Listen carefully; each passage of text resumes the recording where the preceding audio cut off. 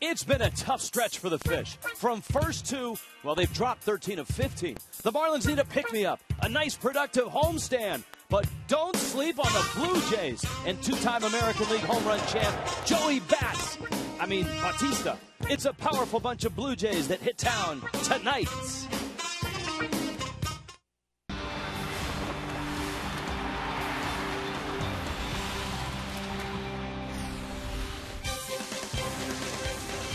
Rainy, wet, perfect night for baseball indoors.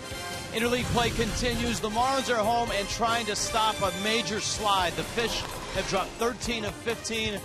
Maybe getting back home and maybe seeing the Blue Jays will do the trick. Hi, everybody. Rich Waltz along with Tommy Hutton. Welcome to what should be a fun weekend of baseball against a pretty good Toronto Blue Jay team. If the Marlins are going to jumpstart things, Tommy, they might want to start on the corners. You know, we've talked about it a lot over the last few days, and there are a lot of areas to look at. But if you look at the corner infielders for the Marlins right now, Hanley Ramirez, Gabby Sanchez. Look at what they've done in the past. You look at Hanley's career batting average over 300. Look at this year, runners in scoring position compared to career. You look at the same thing with Gabby Sanchez. Struggles this year. Gabby just 143 since his return from AAA.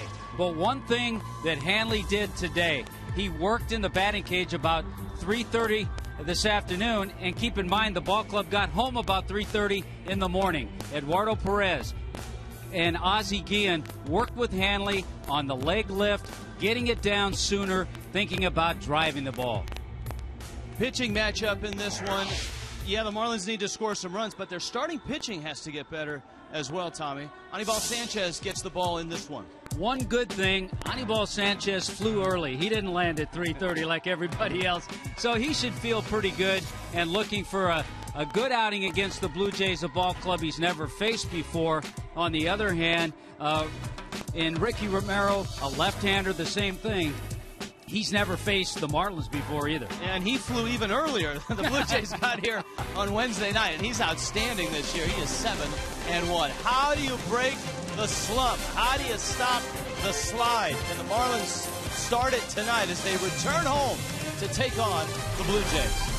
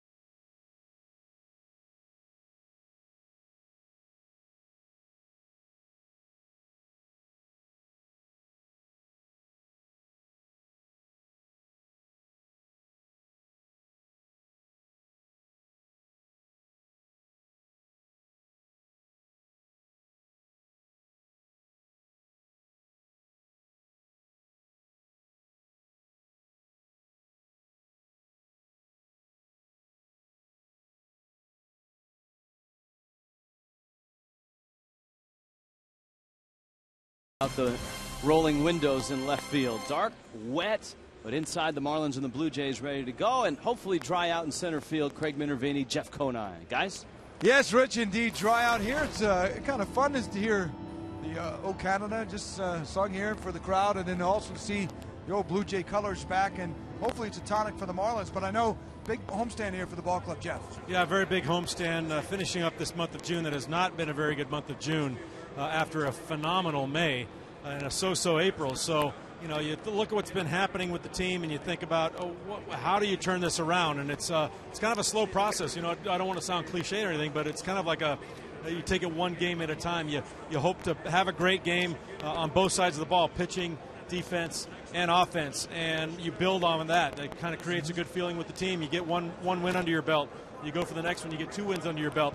Just like we saw with them in the beginning of May is when they went on that 8-1 home or road trip out to the West Coast. This thing started rolling, and then I think that just carried them through the entire month. It really did. Now the numbers are 2-13. Now, does the ball club take some solace as you look at the numbers of the 2-13? You know, they did play a couple of tight games in Boston. They got the offense alive a little bit. Obviously, you don't want to blow a game in the bottom of the 8th inning. That was a stinger. But maybe just the fact that they played some tight games, much closer, much more competitive in 2 of the 3 against Boston, and the offense showing some life. Yeah, they got to forget about these numbers right here. You can't do anything about what's happened already this month. And like I said, focus on tonight's game, try to get something positive going, and then build off of that. All right, usually the Marlins are your teams, and over the years, great in interleague play, so hopefully that'll turn out again to be the case for the Marlins here. They still have some time here in June left, but hey, it's getting late, June 22nd. All-Star break coming around the corner, and the Marlins want to get back to level and then some before that. Game 1 against the Blue Jays coming up next. Fox Sports Florida.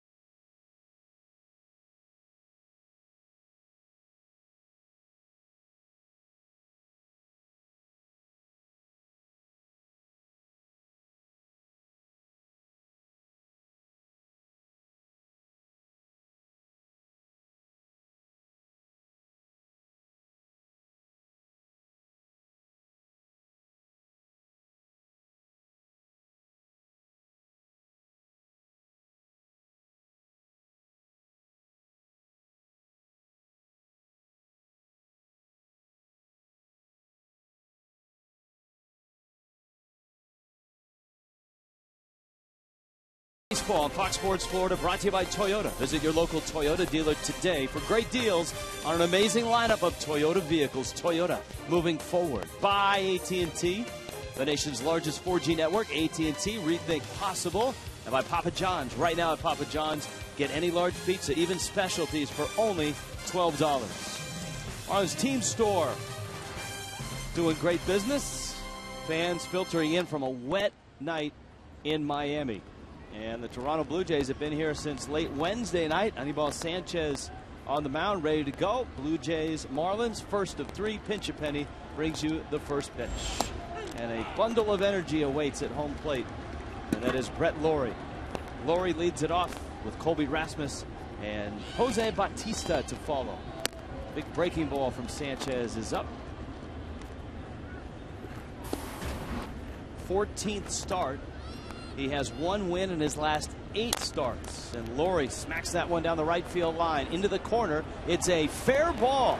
It sticks right on the line. Stanton trying to dig it out, and Laurie doing what he does best, hustling to third with a triple. Well, you're absolutely right, Rich, about a bundle of energy for Brett Laurie, his 2nd triple of the year, to go along with 11 doubles and 7 home runs. But the kid out of British Columbia just finds the chalk down the right field line. And this ball did kind of stick. By the time Giancarlo got to it, Laurie has good speed. And he's also settling into the number 1 spot, too, hitting leadoff. He is a stocky guy, 6 feet, 215 pounds. Here's Rasmus now. Bangs one up the middle. Reyes has it. Laurie's coming home, and Rasmus is out. Blue Jays get that run home. And Toronto, just like that, has a 1-0 lead. Sanchez has thrown 4 pitches, and it's 1-0. Blue Jays lineup. You've seen Laurie. You've seen Rasmus. Now meet Joey Bats. Jose Bautista. Edwin Encarnacion's having a terrific year as well. Kelly Johnson right behind him, and Bautista takes a breaking ball for a strike. Escobar, Rajay Davis, JP Arancibia, the Miami kid, is in the 8th spot, and then Ricky Romero hits 9th, and this is Bautista, 22 homers, 52 driven in, and a dangerous hitter. Sanchez misses away with a breaking ball. Well, you have back-to-back hitters with Bautista and Encarnacion. 42 home runs between those two. And that's the best as far as a combo this season in the major leagues. Good off-speed pitch, and down goes Bautista. That's a great pitch to an aggressive hitter. An outstanding changeup by Sanchez. Cleveland Clinic brings you the Marlins defense. Got the right-handed bats in there tonight. Kearns, Ruggiano, and Stanton in the outfield. Hanley, who put in some extra work this afternoon. Infante and Gabby on the right side, and John Buck back behind the plate, a former Blue Jay. Blue Jays offense isn't just Jose Bautista. Edwin Encarnacion in the cleanup spot has been cleaning up quite well. He's driven in 48. He has 20, as Tommy pointed out, along with 13 doubles. Sanchez misses in. We saw a lot of this guy in a Cincinnati Red uniform, and most of the time he was over at third base. Yeah, and it was one of those things that they always thought we'd go into Cincinnati and this was going to be their third baseman of the future, and it just never worked out for Encarnacion in Cincy. Encarnacion at first base. Some scouts feel the move from third base to first base has lessened his load psychologically in terms of defense and allowed his offense to blossom. And he's also been DHing some. Sanchez misses away with a breaking ball. Blue Jays on top, 1-0. Moneyball Sanchez giving up the triple to Brett Laurie. Encarnacion to right, Stanton back, and just shy of the track makes the catch. Blue Jays are in town, and they've got a run already. It's 1-0.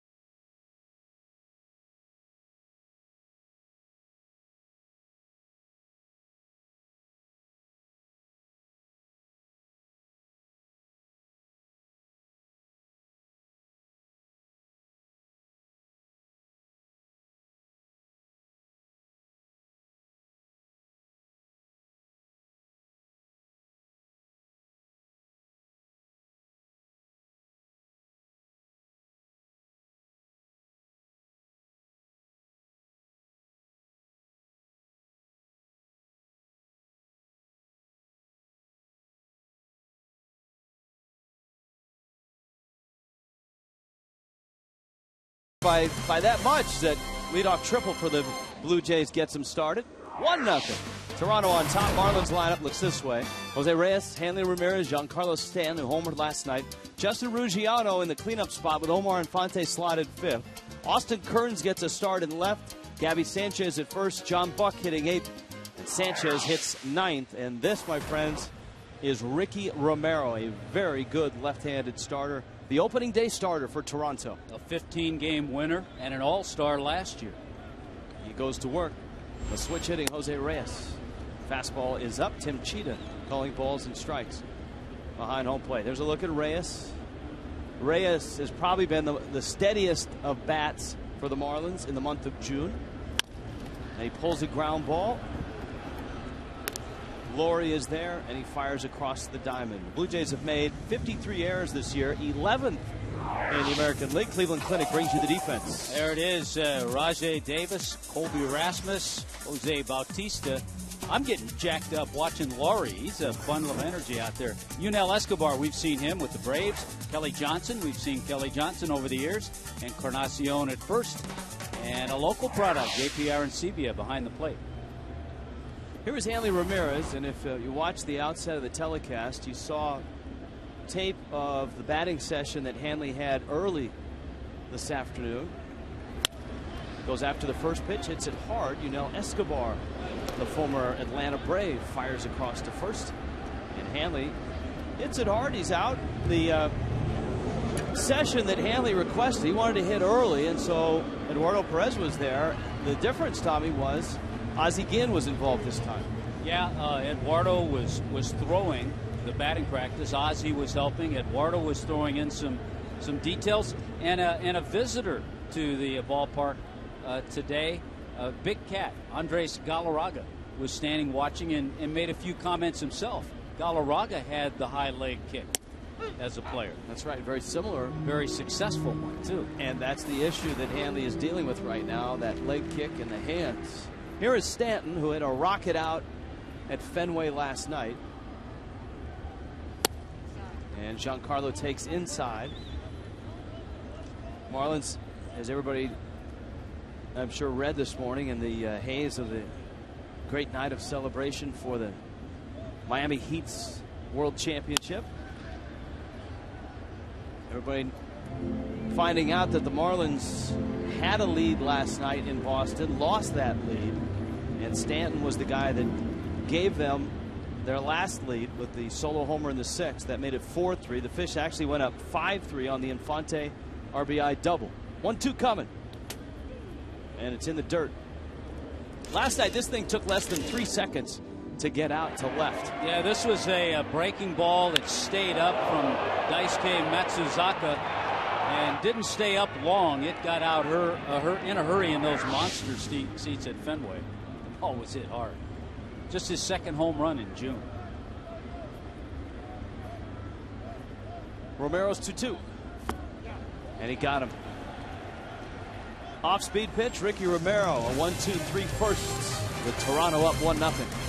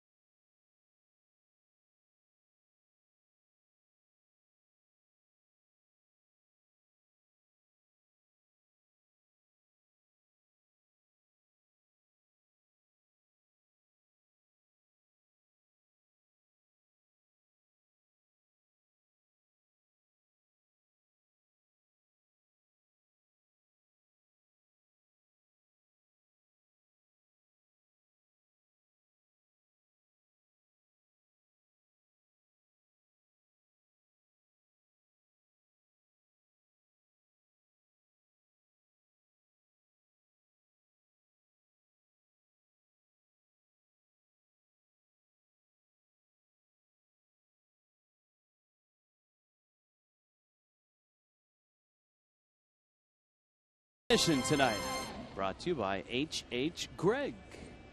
As we take a look, the panoramic view of Marlins Park. Anibal Sanchez fires a fastball for a strike. Kelly Johnson, Yunel Escobar, Rajay Davis in the Coventry Healthcare second inning.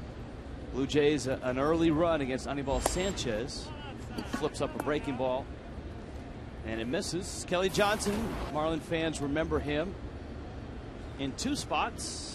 Atlanta and then Arizona. Johnson last year 33 games for Toronto. Spent the bulk of the season with the Diamondbacks, and he pulls that ground ball. Infante approaches and flips on over to first. An out here in the second. The all-you-can-eat special, which includes a Vista Reserve ticket and unlimited hot dogs, nachos, peanuts, popcorn, soda, and water for just $24. Upgrade to the Legends level for $10 more. The next all-you-can-eat night is on Monday. Marlins at Cardinals at 7:10.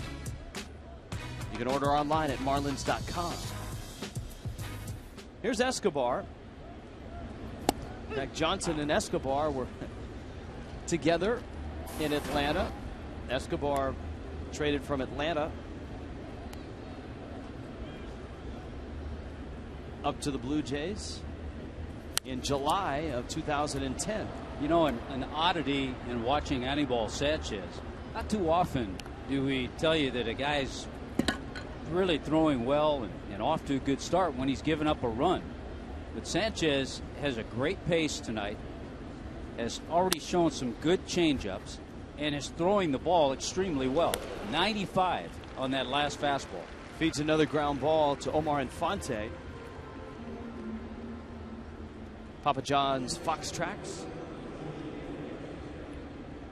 Rajay Davis now, a speedster who has been around in baseball for some time. A couple years with the Giants, 3 years with the Athletics. Had some big years with the Athletics, a 50 stolen base season in 2010. And he lines it down the first base line, foul, and out of play. The Blue Jays manager, John Farrell, has tweaked their lineup a little bit. And 15 games now, 16 for Brett Lawrie up at the top of the order. Rasmus has been moved into the number 2 spot. They may not be blazers like Rajay Davis, but all of a sudden they have responded in those 2 spots of the order. Davis trying to pull that pitch, does, but pulls it foul.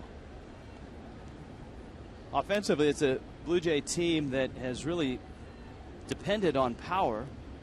John Farrell, former pitching coach in Boston in his second year as the skipper of the Blue Jays. Davis goes down and gets that one and pulls it to left. It dies at the base of the wall, and he pulls in with a double. So a 2-out double by Rajay Davis, Blue Jays left fielder, and that's going to bring Aaron Sebia up. Not a bad pitch. Breaking ball was away. Watch how this ball stays at the base of the fence. We've seen that a lot here at Marlins Park. But Austin Kearns got to it quickly to keep the speedster at second. Here's a situation now in the American League. Aaron Sebia would be pitched differently than he probably will be here in this situation with the pitcher hitting behind him. Aaron Sebia, 9 homers, 33 driven in. And a Miami product, Westminster Christian. Of course, the same high school as Alex Rodriguez. Went on to the University of Tennessee and was the 21st overall pick of the 2007 draft by the Blue Jays. And look, they're not even going to mess around with him. Yeah, this is a whole different ball game for Aaron Sebia, who, by the way, when he was at Westminster Christian, tied A-Rod's home run record. It's 17. He hit 23 last year, along with 20 doubles. And so Romero will come up.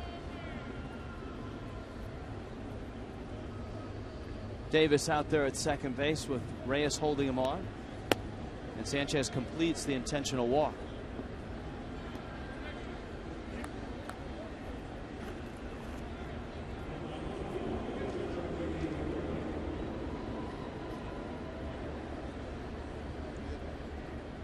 Yeah, Ricky Romero, obviously not a lot of AB, just one this year.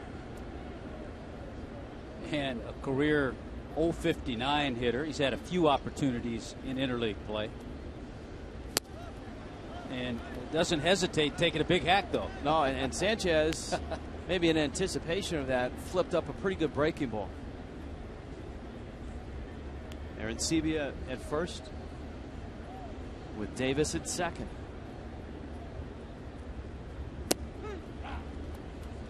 And another good breaking ball. Now he's out in front 0-2.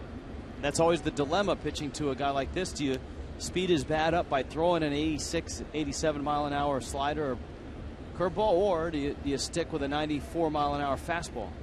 0-2 pitch. Runner goes. Davis got a huge jump, and he steals third. Rajay Davis trying to create something. Steals third. The count's 1-2 on the pitcher, Ricky Romero. Stolen base number 17. When you steal that bag, you have to be 150% sure you're going to make it with the pitcher up there, and he was.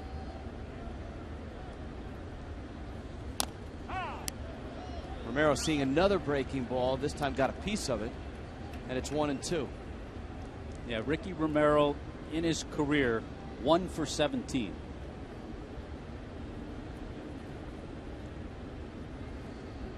Blue Jays at the corners. Arancibia and Davis. 1-2 coming. See the run on that fastball from Sanchez, and it runs outside. The count evens at 2-2.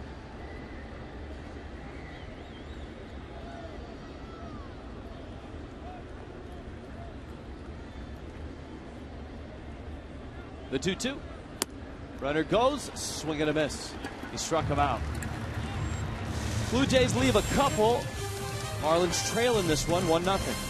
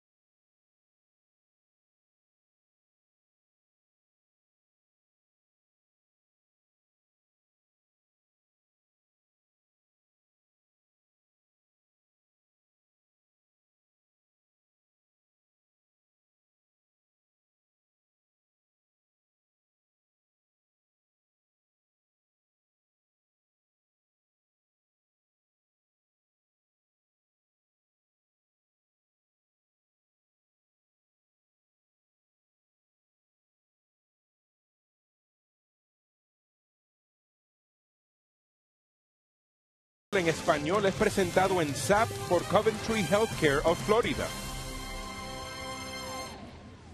Toronto's in town, and the Blue Jays had barely arrived before they put a run up on the board and lead at 1-0.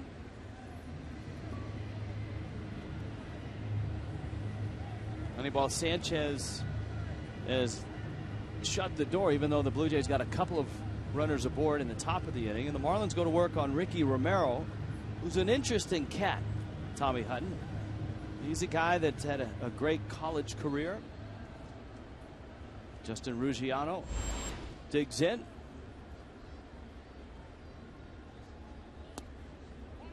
Romero misses low and inside. Ruggiano getting the start in the cleanup spot. You see his career numbers against the Jays, just 3 for 22. Obviously getting those at bats as a Ray. You know, the one saving thought is that the Marlins over the years in interleague play have outplayed the Toronto Blue Jays. They've won 17 and lost 4. They've won 8 in a row against the Jays. As a broadcaster, I'm confused as how to use any interleague. It's stat. hard. I'm reaching for positives right now. That's good, though. I like that. Thanks. Ruggiano fouls it at the plate. The positive for the Blue Jays is Ricky Romero. And here's a guy that had a great college career at Cal State Fullerton, won a national championship, and was a big part of that national championship team in 2004. 6th overall pick in the 2005 draft. And he's been a rock in the rotation for the Blue Jays. This is his 4th year in the rotation. Actually, in one of those College World Series semifinal games, beat University of Miami. As you pointed out, an all-star last year. This is his 15th start. The Blue Jays are 10-4 in his 14 previous starts. And he misses away. He walks Ruggiano. Marlins have their first base runner. And here comes Omar Infante. Now, Ozzie Guillen going against the numbers. Ozzie has stacked his lineup with a lot of right-handed hitters. And he's seen Ricky Romero a lot, trust me. But over the years, Ricky Romero is a better pitcher against righties. Righties are hitting .229 against him. Lefties in the 270s lifetime. So here's Infante, and Kearns, another of the right-handed bats that Ozzie has in there, is on deck.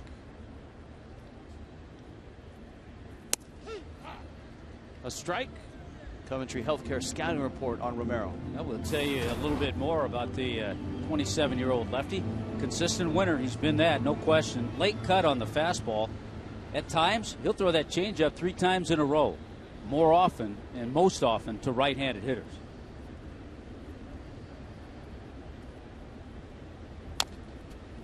Infante fouls it at the plate. Omar Infante, coming off that series in Boston, has his average back up to 292. He had sunk down almost to 280 before getting hot in Boston. He had 6 hits in 12 at-bats against the Red Sox. A couple of RBI hits last night. Fly ball to left. Davis is there, and he makes the catch. A reminder that this copyrighted telecast is presented by the authority of the Miami Marlins, may not be reproduced or retransmitted in any form, and the accounts and descriptions of this game may not be disseminated without the express written consent of the Miami Marlins.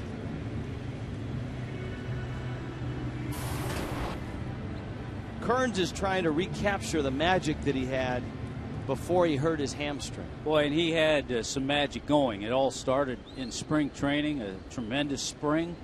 Got off to a great start in the role in which he was used, and then got hurt. And since coming back, he's just had a hard time finding the timing and getting back in that same groove.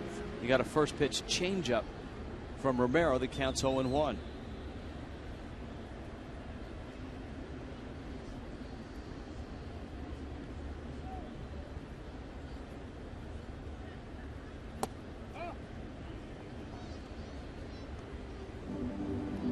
Marlins facing a Blue Jay team that has lost 3 of their 5 starting pitchers to injury. Brandon Morrow, an oblique injury. Kyle Drabek, the youngster that came from the Phillies, is about to undergo Tommy John surgery. Ruggiano is running, and he's picked off. And the throw to first, or throw from first by Encarnacion, gets Ruggiano. And so the Marlins trying to push tempo and get things rolling, have it backfire on him. Not a great move, I think. Ruggiano going on first move, and the perfect throw from first base by Encarnacion gets Ruggiano. It's an area, Rich, last night in Boston. The Marlins came into the game having stolen 3 bases in June, stole 3 bases in the first inning last night. there were so many positive things to start the evening and even carrying into the late innings for the Marlins, which made the loss even more deflating. Because when you have, and the Marlins at the time had dropped 12 of 14, when you've struggled like that and you haven't been able to put things together and do things right, when you start to do things right, obviously you want to see results. You want to see a win. And Kearns swings and misses, and a Marlins second inning fizzles out. 1-0 Toronto.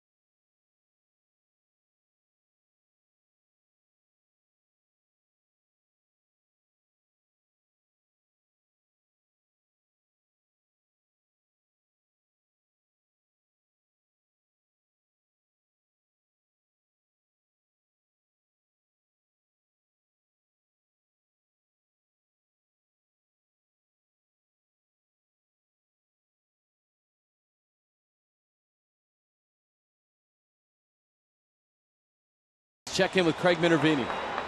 Rich, the president, Paul Beeston, said, "We are not the Jays, we're the Blue Jays." So the black is gone and the blue is back. They had a great run when they came into the league, 1977 and 1996, with this kind of look. This is the old Blue Jay logo. Now they've taken out the powder blue a little bit and got a little bit more modern blue. They've tinkered. Now you stand up to it. You guys are big Blue Jay fans. This is the new jersey look. They changed the lettering a little bit, but I understand it's a big hit in Canada, and you guys are here to see it.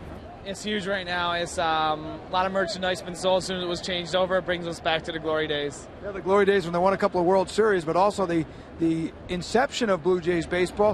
Took out that blue, but the angry bird is gone. That doesn't mean you guys are any more tame, does it? No, not at all. Hey, Brett Lowry, now turn around. Brett Lowry here. He's got the Lowry jersey, and you see this even around here. We've seen a lot of fans. You could turn back. He's from Canada. How big of a star is he becoming in Toronto? Oh, really big. He's up bat right now. You'll see. Why do you think he's so popular? Just his style of play. He brings it every night, and just being a Canadian representative, everyone loves him. So. Could be a hockey player, huh? Yeah, that's right. He's one of the few that's not a hockey player, but it's great to see a Canadian on the ball field. Right. Good to see you guys. Good to see the logo back too, and it's really part of that lore of Toronto baseball to get this old look back with a little bit of a modern update. Guys, back over to you. Thank you, Craig. Brett Lowry just happens to be our Cholula Hot Sauce Spotlight player. Langley, British Columbia. He's going to go to the University of Arizona. Then he became the highest Canadian-born position player ever drafted. And how about his sister, Danielle? Tremendous softball pitcher. And he's got 2 base hits. Here's another interesting comparison on Lowry. In the minor leagues, he played second base a good part of the time, and there were Dan Uggla comparisons, and I can see that already. Well, there's a lot of terrific Canadian players in the big leagues.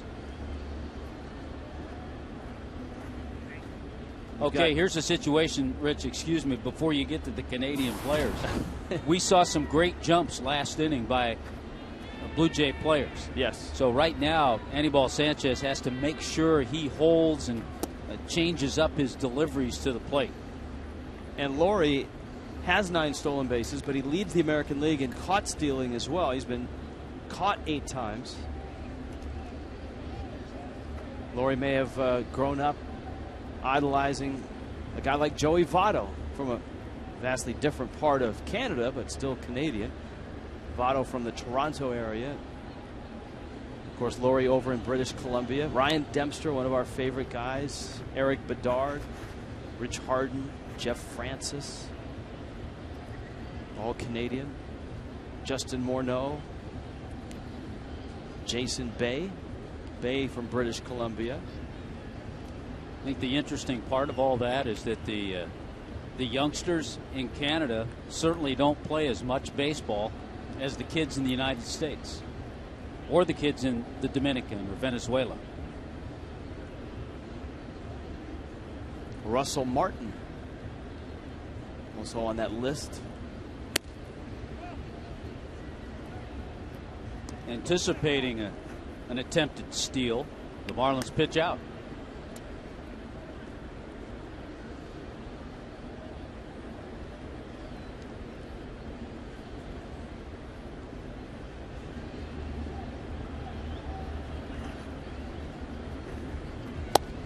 That one misses away.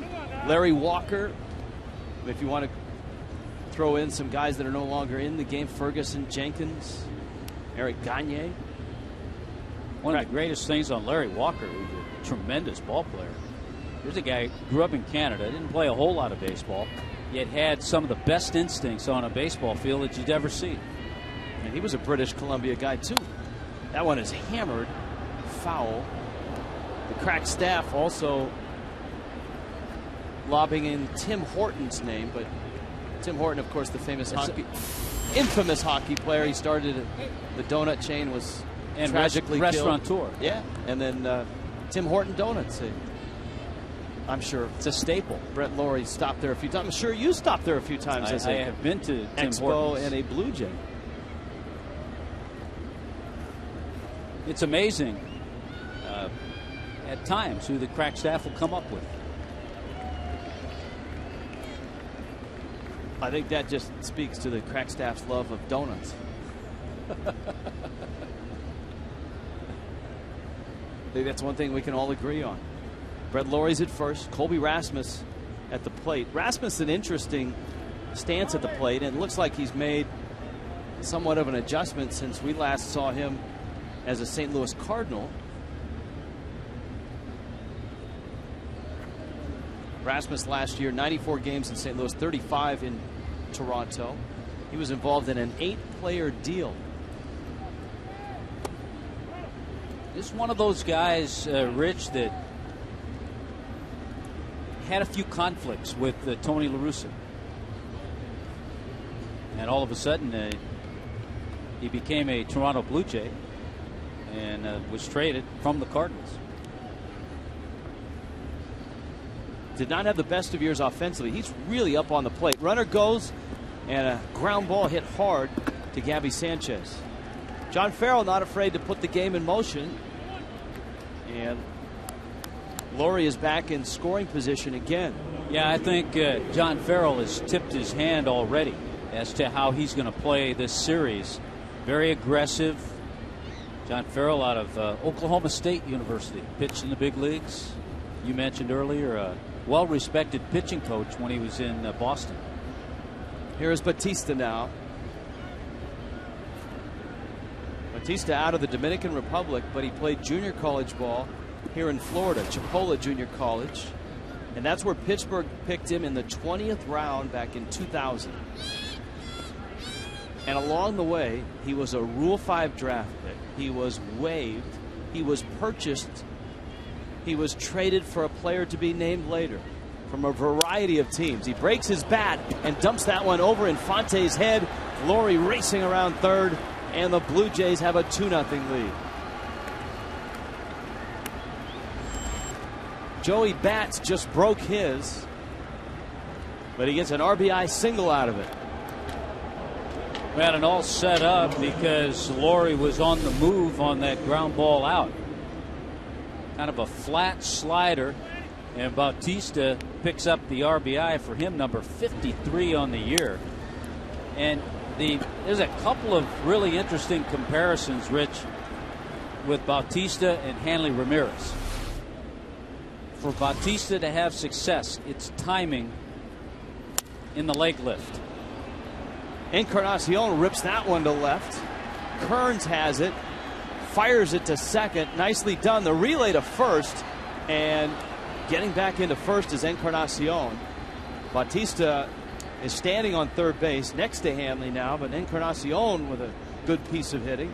And the Blue Jays aren't stopping here. It's at the corners with one out. You get back-to-back solid right-handed hitters, and Encarnacion hits this ball well.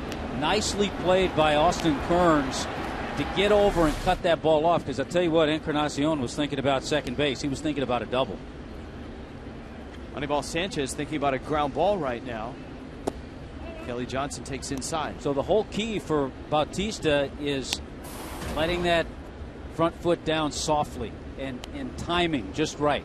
And that's helped him, and that's something that Hanley works on constantly. Kelly Johnson, tough guy to double up, though. Runs well. Runner goes. Flipped into center, and that's deep enough to score the run. Ruggiano makes the catch.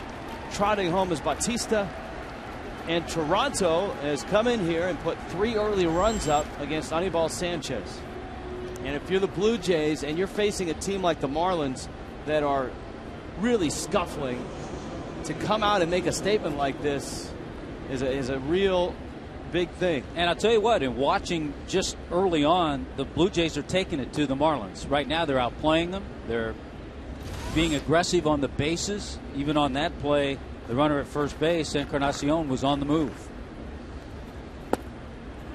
Now you've got Escobar. And twice they've brought in a run from third base with less than 2 out. Yeah, the Rasmus ground ball in the first scored Laurie. And Johnson's sacrifice fly scores Bautista. Encarnacion is back. He has stolen 6 bases this year. Escobar, the 29-year-old Cuban. Parts of 4 years with the Braves.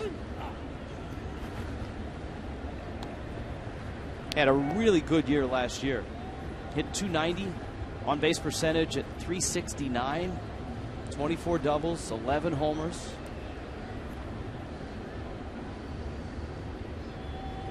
That was his first full season with the Blue Jays. Remember, Atlanta traded him in July of 2010.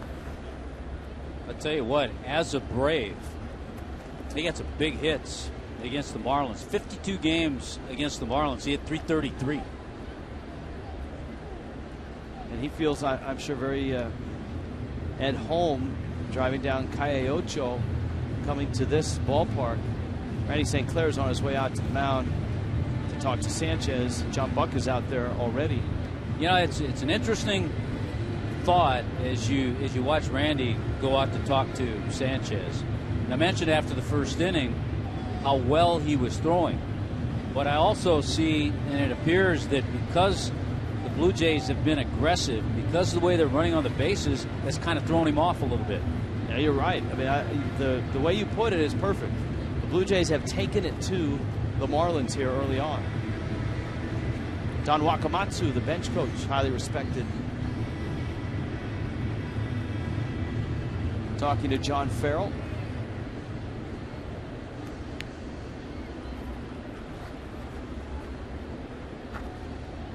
Two out. Encarnacion, the runner at first.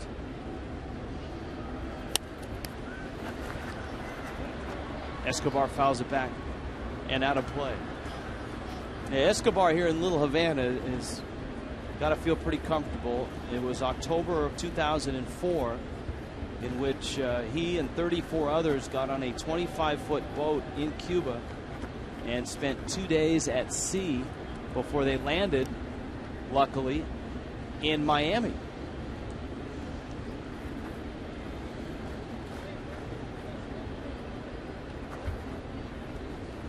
He was quickly drafted by the Atlanta Braves in the second round in '05. Breaking ball is up and in.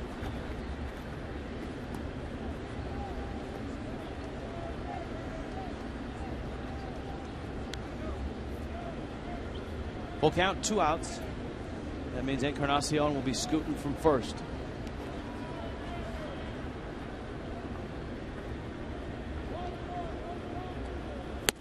Fastball up. And Sanchez, speaking of up, at 58 pitches already. Ricky Romero, in contrast, in his 2 innings, has thrown only 22. A couple of walks, one of those walks intentional, but a lot of deep counts.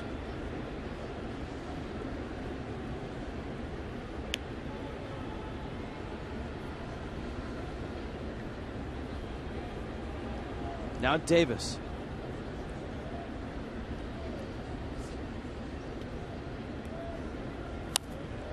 Davis with a mighty rip, and he fouls it back. Second year with the Blue Jays. Davis out of New London, Connecticut. 34 stolen bases last year. Told you about that big year in Oakland in 2010 where he swiped 50 and had 28 doubles.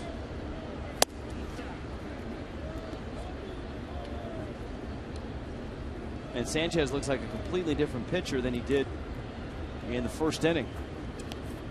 Even though he did give up a run in that inning, remember it was that looper down the line by Lowry that clipped the chalk and went for a triple. His pace has slowed down a lot since that first inning.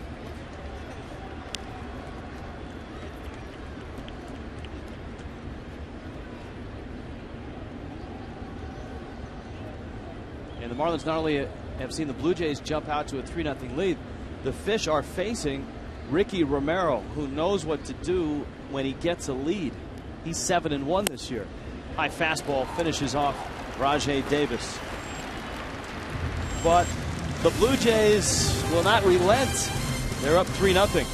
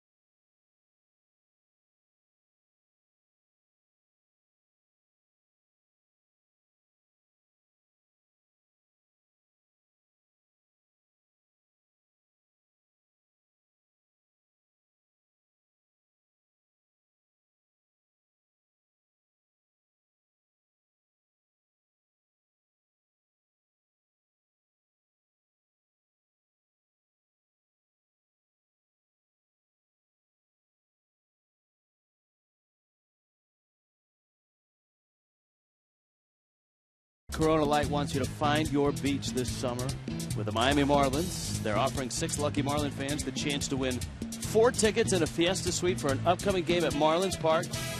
Yeah, that's where the music gets good. Go to your local participating retailer and look for the Corona Light display for details on how to enter and win.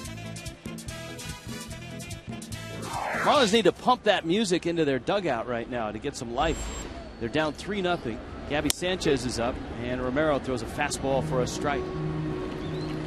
Sanchez to be followed by John Buck and then Anibal Sanchez. It's been a struggle this year, no question about it, for these next 2 hitters. Gabby lines it into right center field. That's a base hit. And so a good start to the 3rd. Marlins had a base runner to lead off the 2nd, but Ruggiano was picked off. by Ricky Romero. Here comes Buck now.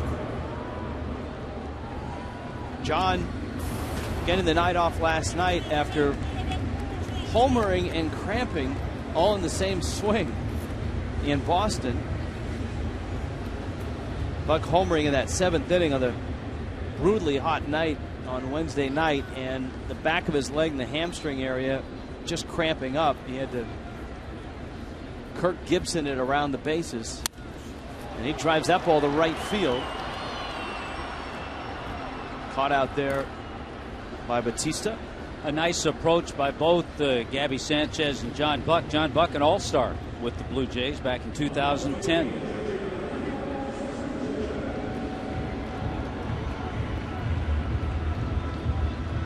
Yeah, John Buck hit .281, had 20 home runs for the Blue Jays.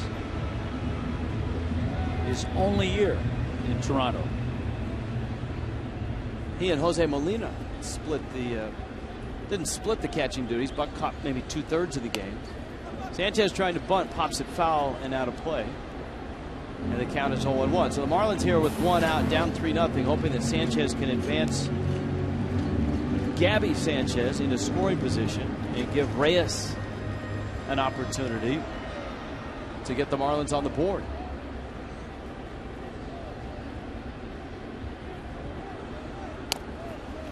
There's the bunt. It's a good one. Arancibia sets himself and throws him out. So here comes Reyes in a 3-0 game. Reyes was 1 for 4 last night. He had 3 hits in the Boston series. Speaking of the Boston Red Sox, we got a little rain up there right now. That's where I was headed. Yeah. They haven't started. They're in a delay, the Braves and the Red Sox. And they've got company. There's rain all along the eastern seaboard. So that heat's going to get out of there. It'll be a little cooler after the rain. The Mets and Yankees delayed tonight. There's a strike. Nationals and Orioles in Baltimore delayed tonight. Those games hopefully getting underway soon. Here it's 3-0 Toronto. Reyes looking at an 0-1 pitch from Ricky Romero. And he hits it on a hop out to Escobar. He has a good strong arm and throws Reyes out. Marlins leave a base runner, and so far for Ricky Romero and the Jays, a 3-0 lead.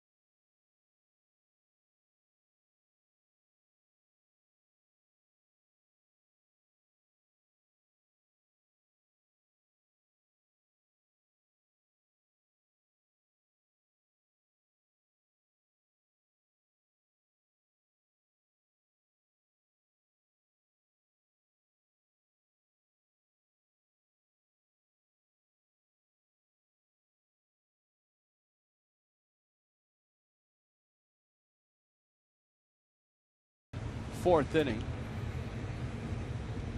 AT&T trivia time. Flip the phone. Look, she's right now Googling, trying to find the answer to this. Marlins all-time Canadian natives. Who has played the most games?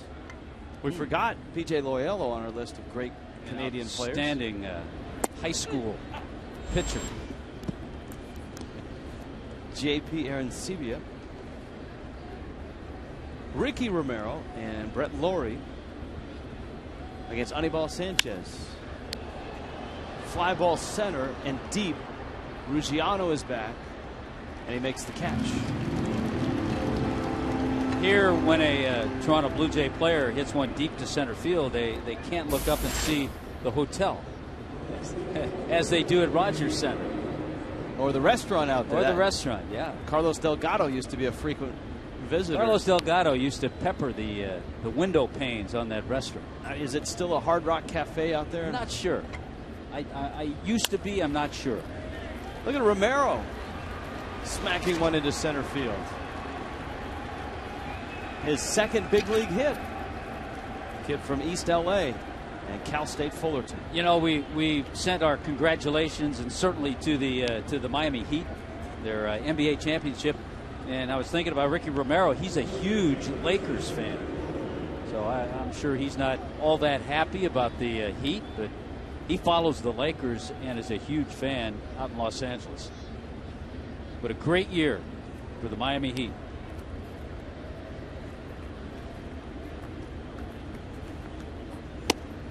Fastball misses inside. The victory parade, if you haven't heard, is Monday at 11. And many of the crack staff right now efforting to televise that parade, hopefully on Sun Sports. Here's the 1-0 pitch. It's down low on Sunday at 11. Monday at 11. So stay tuned for further details.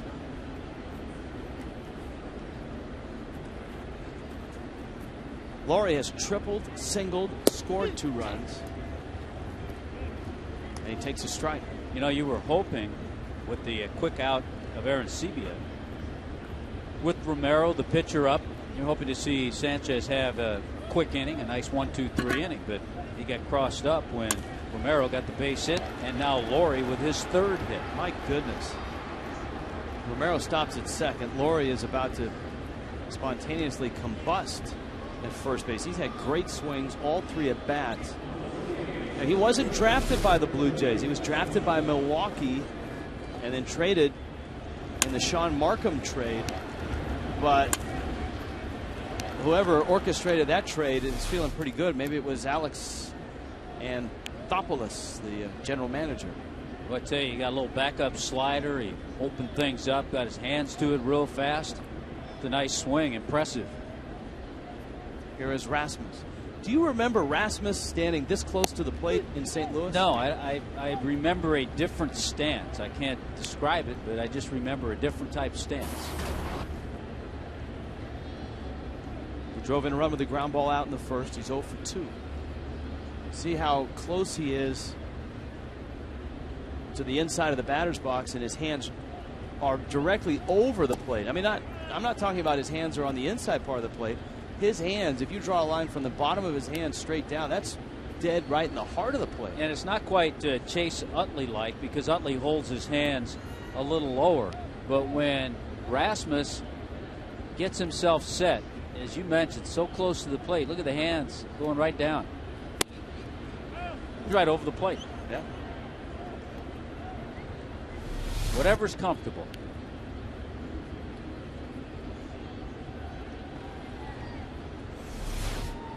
Sanchez right now is behind 2-1, and the Marlins can't afford to let the Blue Jays get any further away from them. The Fish are a team that has been offensively challenged, to say the least, in the month of June. The Blue Jays have one of their aces, I guess their last remaining ace, Brandon Morrow being down. You got Ricky Romero on the mound, who is 7-1 and knows what to do with a lead. You fall down 5 or 6-0, and that's real trouble. Changeup from Sanchez floats outside. Full count. Now, we've seen John Farrell be very aggressive. He's got the pitcher at second base, though. And just in watching Romero, run up the line. I don't know if he wants to be real aggressive with him. Point well taken. He probably doesn't even know the steal sign. Now he can walk to third. As Sanchez, I mean, that's the last thing you want to do is give up a walk to load the bases and pitch to Bautista.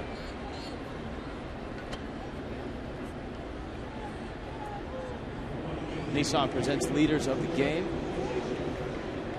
Blue Jays a very good offensive team. 337 runs so far. As Tommy pointed out, over 100 home runs on the season. Only the Yankees have hit more, and actually they've hit just 4 more than the Blue Jays. And then you have Bautista, who's hit 10 home runs in the month of June. And he's been the catalyst. Bautista has been over the last few years of the offensive explosion up there in Toronto. In 2010, the Blue Jays hit 257 homers, third most in Major League history. Last year they hit 186. That was good enough for 5th in the big leagues. Bautista in 2010 hit 54. Last year 43. They're loaded. There's one out.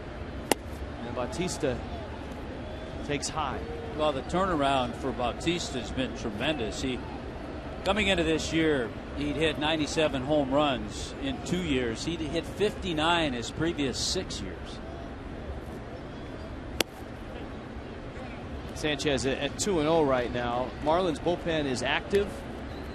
A Blue Jay at every base. Sanchez even giving up a base hit to the pitcher, Romero. You get good speed in the trail runner there in Rasmus and with Laurie at second. Bautista takes a strike. It's 2-1. Chad Godin in the Miami bullpen. Bautista was sitting dead fastball, and he got the breaking ball, got the slider. Is he going to see a fastball at 2-1?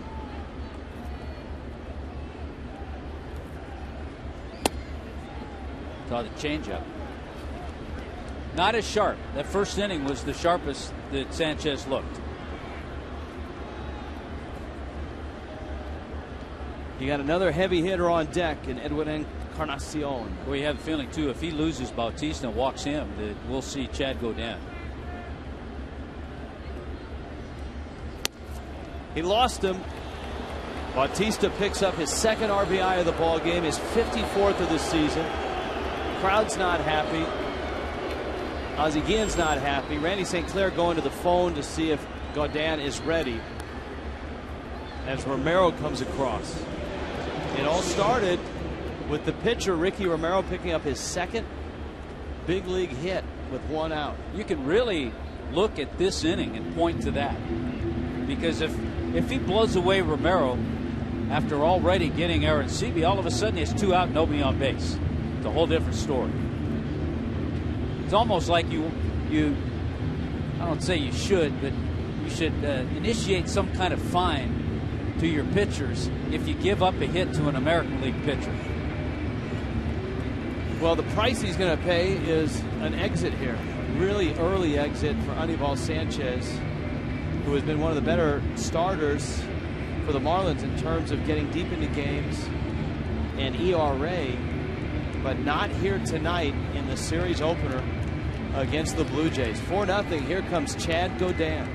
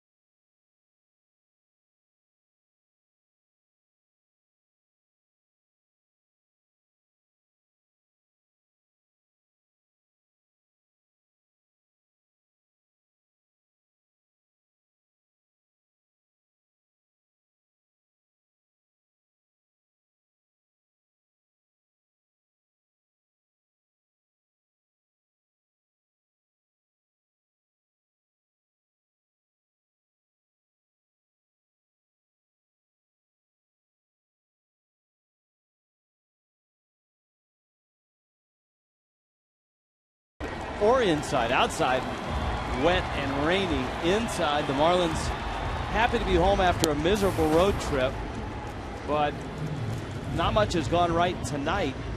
Anibal Sanchez exits. He does not get through the fourth. Chad Godin arrives, and he inherits a bases loaded one-out spot, and he's got to face Edwin Encarnacion, the powerful first baseman for the Blue Jays. Not an easy assignment. So many times we talk about this role. Every team has a Chad Godin, and it's a thankless role. A lot of times you're coming into games that are starting to get out of hand. You're coming into games to try to give the manager a few innings to save the bullpen. So it's not an easy role.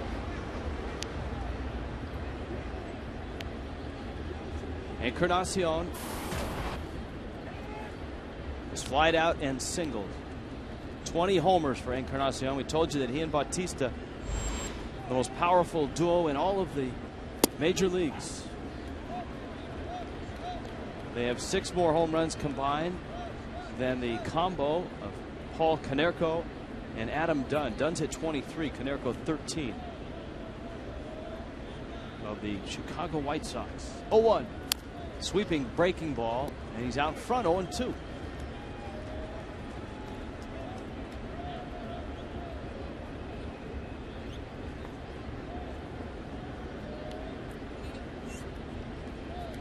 Blue Jays arrived in Miami Wednesday night. An off day yesterday. Well, of course, the Marlins arrived in Miami about 4 in the morning this morning, coming off the 3-game series in Boston. Yeah, the Blue Jays enjoyed a little South Beach and enjoyed a little golf at Doral.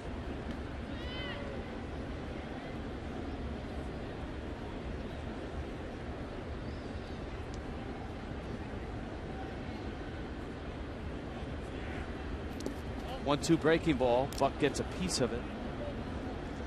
Laurie at third base holds on. Got good speed out there at third and at second with Laurie and Rasmussen. Bautista's at first. Godin already out of the pen. A bullpen that was used a lot in Boston. Carlos Zambrano went just 5 innings last night. Ryan Webb, Randy Choate, Edward Mujica, and Mike Dunn picked up from there and worked the last 3 innings last night. That one's down low. And of course, the night before, you had Ricky Nolasco making just a 3 1/3 inning start, and Godin worked 2 innings in that ball game. Yeah, he pitched in 2 of the games so in Boston. He didn't have a lot in the tank. I mean, he hopefully could give you 2 if needed, but I wouldn't look beyond that.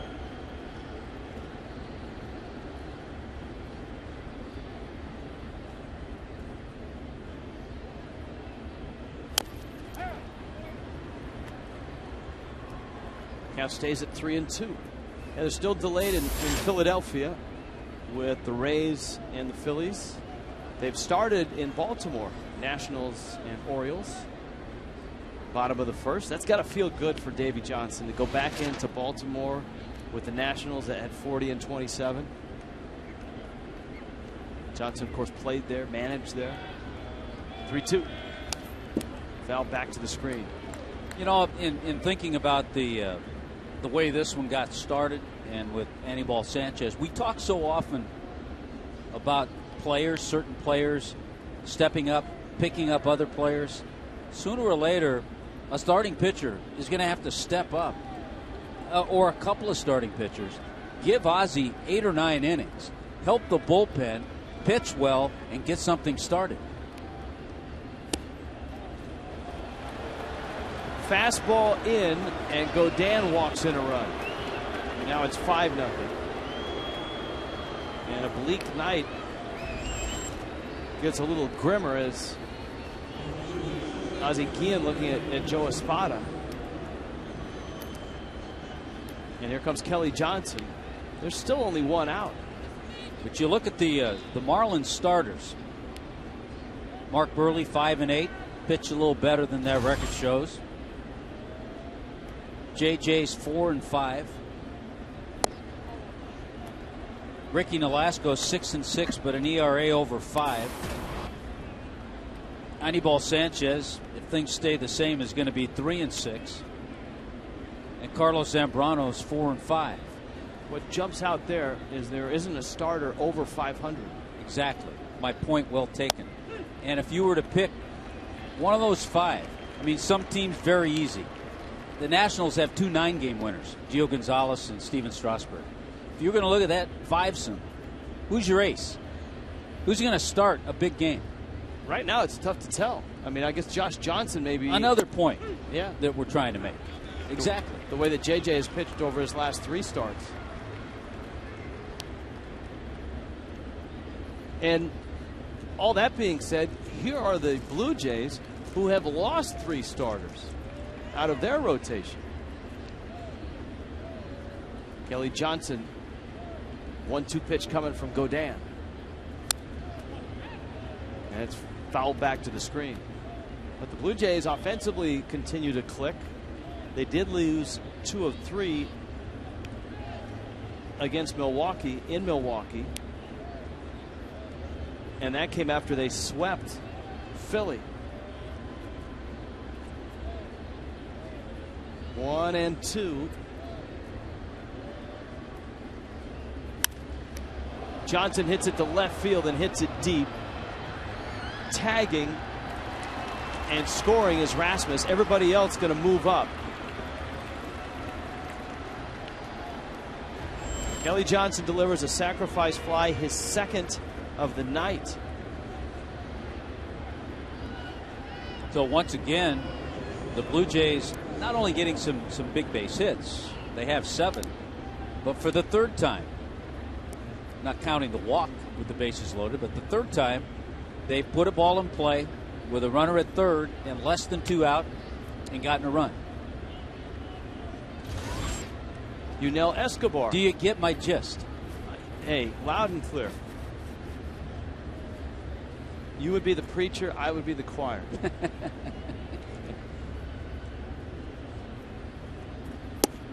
Escobar all coiled up at the plate, takes a strike. It's 0-1. They have 6 runs so far, the Blue Jays, and only 1 has come on an RBI hit. And that was the Bautista single in the 3rd. 3 walks in the inning, 2 with the bases loaded. Little squibber up the line. Godin has it, flips to first in time. 3 more runs for the Blue Jays, a 6-0 Toronto lead. We'll be back after this sports injury prevention message from Cleveland Clinic, Florida.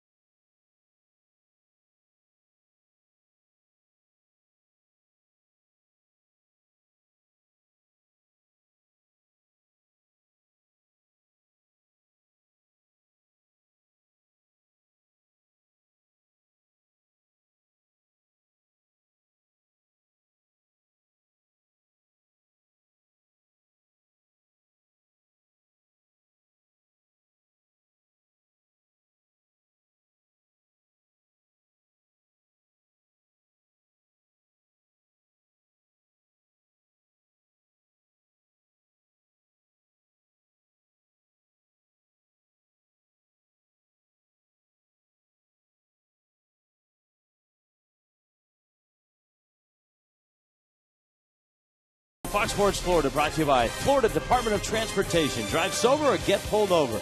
And by 5-hour energy, 5-hour energy fixes tired fast.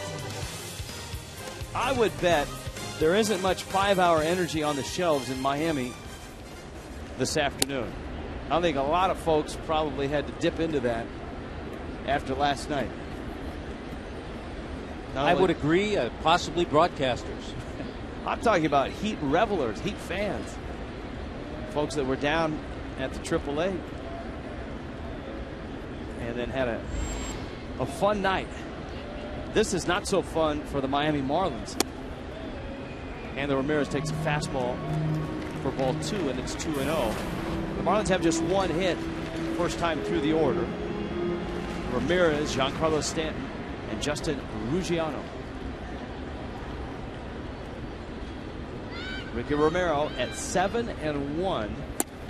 This is outside. In his career, Ricky Romero has made 95 career starts. He's 49-30. To me, that's remarkable for two things. One, he's 19 over the 500 mark. But two, he got 79 decisions in 95 career starts. In modern day baseball, you don't see that high a percentage. I'll tell you the other thing remarkable, a career ERA of 3.68. Last year, with his 15 wins, his ERA was 2.92. And keep in mind what division he pitches in. So a lot of those games against the Yankees, against the Red Sox. Keep in mind the ballpark that he pitches in. A very hitter-friendly park. You mentioned a bright kid out of L.A., a kinesiology major at Cal State Fullerton.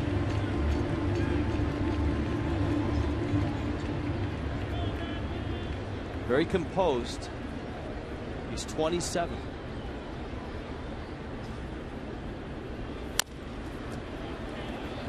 Hanley chops it back to the mound, and Romero throws him out.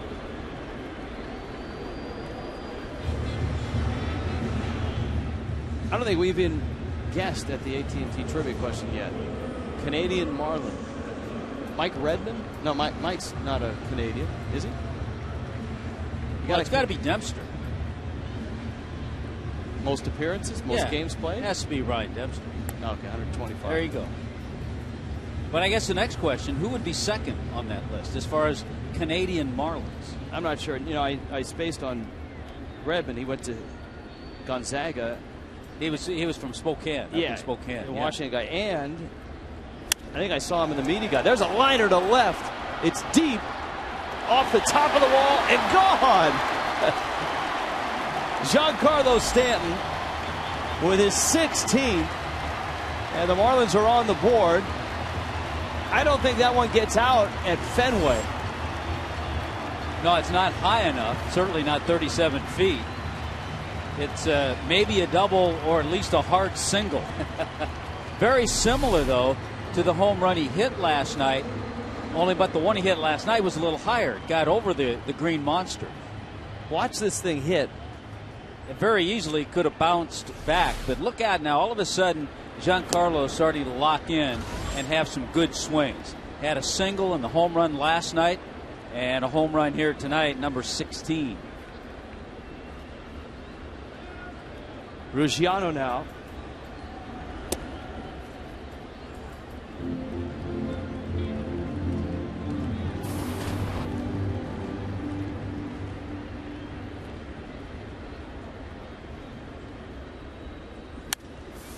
He hits one to right. That's pretty well hit. Bautista goes back. It's deep. Top of the wall. Ruggiano to second. And the Marlins all of a sudden, with a couple of well-struck balls, that one nearly got out.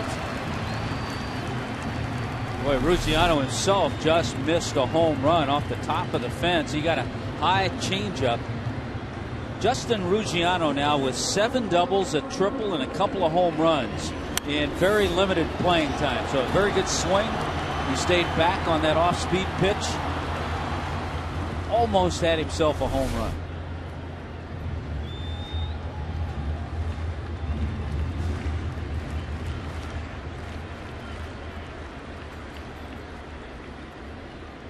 Here's Infante. He is 0 for 1.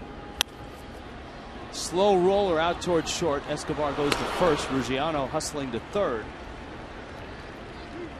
And there are 2 outs. And here comes Austin Kearns. You know how, especially with our early morning arrival, a name just pops out, like Mike Redmond just came out inexplicably? Yeah. I couldn't figure out why, but now I know. It was at, I want to say, about 3 in the morning, and we were still an hour away from landing. And I was reading through the Blue Jays media guide and saw that Red is managing the Dunedin Blue Jays. That's outstanding. Baseball needs guys like Mike Redmond in the game, teaching young players. Last year he managed the Lansing Lugnuts. Liner out towards Johnson. He'll get it. The Marlins get 1 run. They leave Ruggiano at third. Giancarlo Stanton with his 16th home run of the season.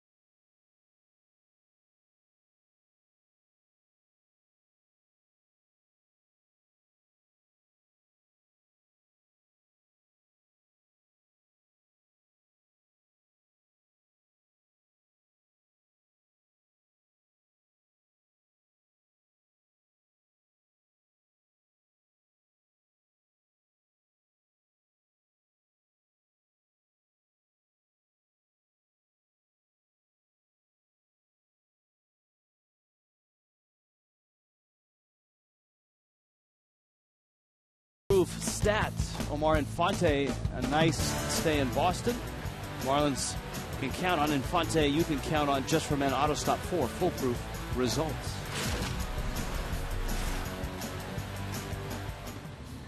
Giancarlo Stanton, the only bright spot tonight. Subway 5th inning, 6-1. Toronto on top. Chad Godin will try to settle things down right now. He gets Rajay Davis, JP Arancibia, and the pitcher Ricky Romero in the 5th. Lots of baseball to be played, that's for sure, but the Blue Jays just won't stop. They got a run early in the 1st, added 2 in the 3rd, 3 more in the 4th. But so one thing in Boston, the Marlins scored 5 runs in each of the 3 games. 5 wasn't enough. Davis a double and a strikeout.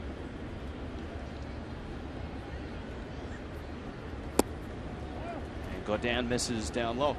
Just in finishing the Mike Redmond story, his first year as a manager was last year, and he managed the Lansing Lugnuts in the Midwest League. That was a Toronto single-A affiliate.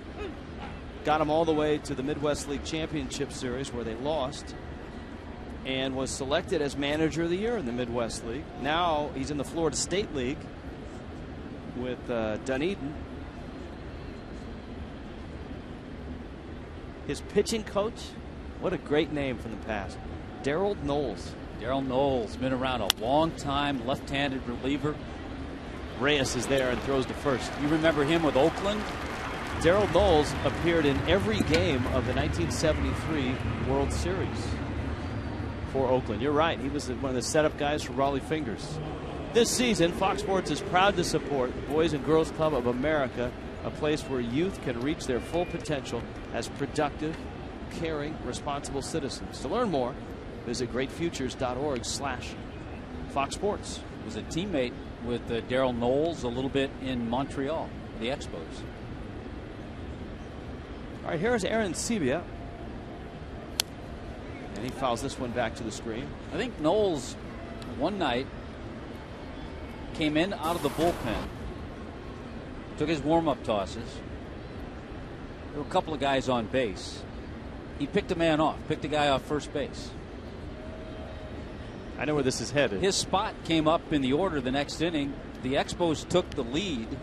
He ended up becoming the winning pitcher and really never threw a pitch to the plate. But he recorded it out because he picked a guy off. He recorded it out, yeah.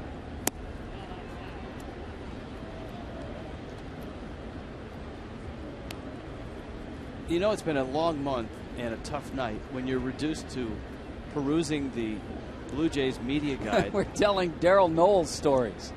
and looking at see who's managing in Single A. Now, the nice surprise was it was our friend Mike Redmond. That's great.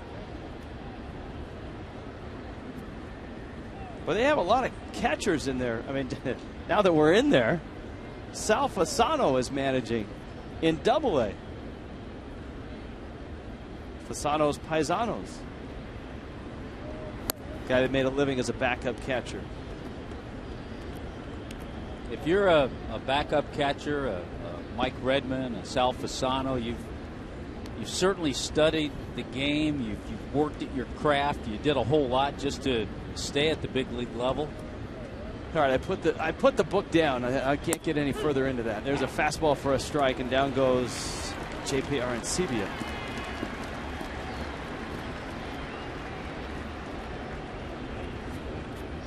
The Tico standings presented by Tico, the People's Gas.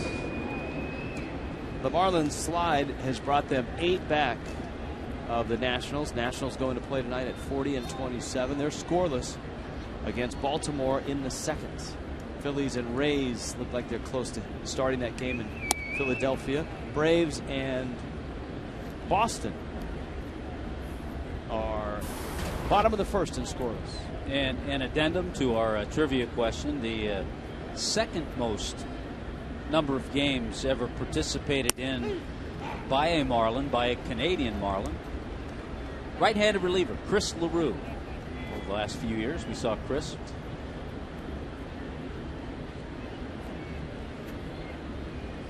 Ricky Romero, the pitcher, singled in the 4th. That was kind of the beginning of the end for Anibal Sanchez. It was a one-out single, and then another base hit and a couple walks later, and Sanchez was out of there. Chad Godin right now trying to do something that hasn't been done, and that's retire the Blue Jays 1-2-3.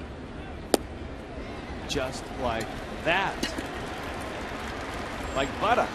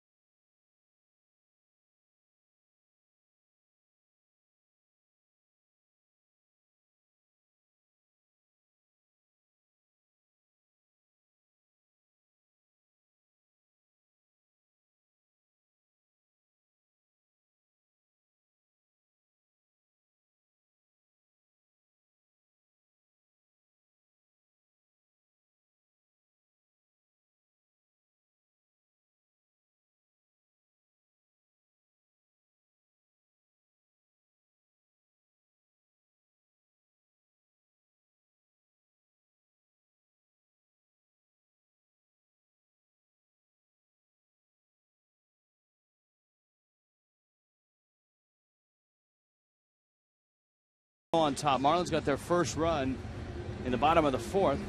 A Giancarlo Stanton home run. But they have just 3 hits against Ricky Romero. And Romero finishing his warm-up tosses. Tom Brokaw hosts the Boys in the Hall every Sunday on Fox Sports Florida. Check your local listings. It's brought to you by Subway. This week, Larry Doby, Boys in the Hall.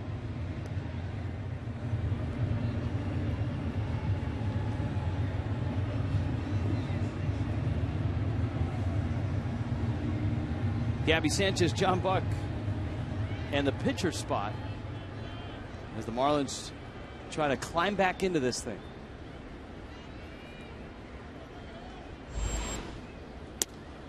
Gabby takes up. Sanchez a liner into right center for a base hit, and a good start for him tonight. The Mets and the Yankees have started, and boy have the Mets started. They have a 5-0 lead. Foul ball. Skips by Laurie's glove.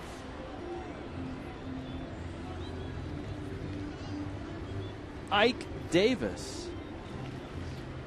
A 3-run homer for Ike Davis. Wow, Ike he's Davis, back. Yeah, he's back. Just the other night, he had a grand slam. It was off of Andy Pettit. A 5-0 lead already for the Mets.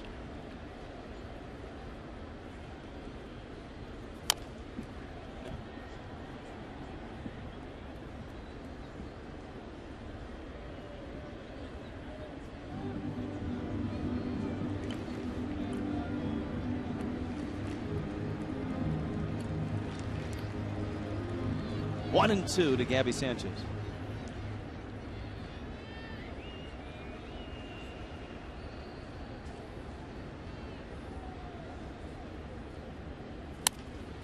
Gabby hits it in almost the same spot he had his first hit, and so good to see Gabby Sanchez with a couple of hits. That's outstanding. Let's check in with Craig Minervini. Craig? Yeah. Hey, Rich, thank you very much. I'm with Alex Rodriguez-Roy from the Boys and Girls Club of Miami-Dade with a nice big group here tonight. Absolutely. We're here having a lot of fun with the kids from the Boys and Girls Clubs, and the idea is to come out here and have a good time. Some of these kids never been to a ball game, and they're having a ball. It's a weekend for the Boys and Girls Club of Miami-Dade, one of the charter and charity partners for the Marlins this year, right? Yes, we are a real official charity of Boys and Girls, the Marlins, yeah. And our job is really to help the kids in the community and get them out of the streets and in a productive environment. How many kids will get a chance to come out this weekend, and what impact do you think it makes on the kids to be able to come out and see the major leaguers? We'll have several hundred kids coming out here. The impact is, they get to have a dream. A lot of kids never get this opportunity. You never know what's going to change their life, what's going to make them say, you know what, I want to be something. I want to be like these guys or something close like that. So you never know. Your namesake, if I'm not mistaken, was once in the Boys and Girls Club of South Florida, right? Absolutely. He was one of our kids. He was one of these kids over here, hanging out at the clubs. Alex Rodriguez. Absolutely. He was out here hanging out, and he turned out pretty good. Yeah, Mario Lopez also. I think I saw Major Leaguer Coco Crisp was also there. What about the relationship you have now, especially with the Marlins now in Miami? Well, the Marlins have been fantastic to us. I mean, we have all these dreams and ideas of great programs, and they mean nothing unless we've got partners that help make it happen, and the Marlins have helped us make it happen at our clubs. Hey, can you guys say go Marlins on 3? Ready? Go Marlins. 1, 2, 3. Marlins! All right, Rich and Tommy. All right, thank you, Craig. That one foul back. Hey, Craig, the jersey that those kids are wearing out there, whose name is on the back? I think it's Little Daubers. Turn around there, little guy. Let me turn around just this way. Let me see. Yes, it's Little Dobbs. Dobbs 29. Greg Dobbs has been terrific. He's got Little Daubers. A lot of his teammates actually have that blue shirt, Little Daubers, and these guys also have Dobbs number today. Nice. We may see a big Dauber here before too long. 2-2 pitch coming, and it's outside. The Marlins trying to get something rolling against a lefty for the Blue Jays, Ricky Romero, who is 7-1. Marlins have come out flat here tonight. Fell behind 6-0. They got a run on a Stanton homer in the fourth. Gabby Sanchez with a leadoff single here in the 5th, and Buck now going to look at a 3-2 pitch. You know, it's easy to say flat, but when your starting pitcher gives up 6 runs early, that's hard. It's tough. Ryan Webb. Donovan Solano has a bat and a helmet. He's waiting. Chad Godin is on deck. 3-2 coming. It's up. Now let's see how Ozzie plays this. I think with a couple of men on, he's going to pinch hit. Had Buck made an out, just one man on base, we might have seen Chad Godin. But now it's going to be Donovan Solano with a couple of men on and nobody out. Solano has been terrific this year. And if you're Solano right now, you just want to keep the line moving and get as many base runners on and give some guys an opportunity to drive in a run. He's been tremendous, and we've talked about it. Every role in the pinch hitting role, he's 4 for 8.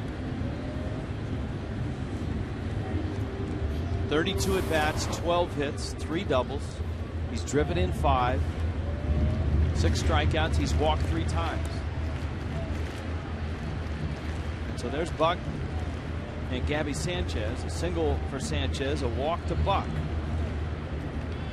The bottom of the order trying to jumpstart things for the Fish here tonight. Romero ready. And he splits the plate with a fastball. I think the thing you have to keep in mind and tell yourself, you'd love to, but you don't have to get it all back here. You get a couple men on, move the runners over. Even if you make an out, get a couple of runs, but you don't have to get it all back.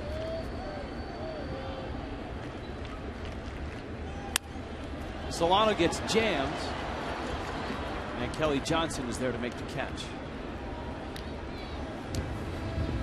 So up to the top of the order, Jose Reyes, and you've got Hanley Ramirez right behind him.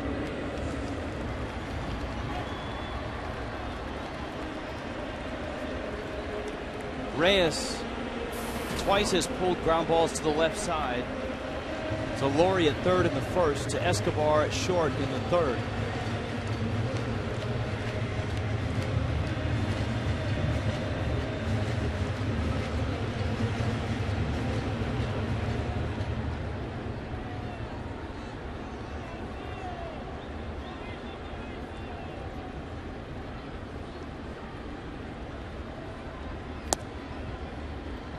One and 0.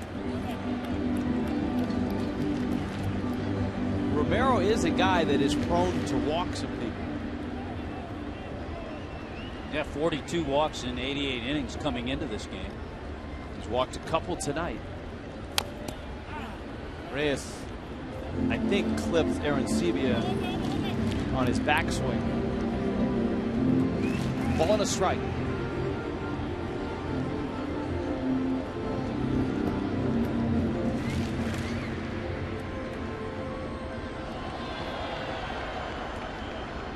Jays really like that young catcher, Aaron Sebia.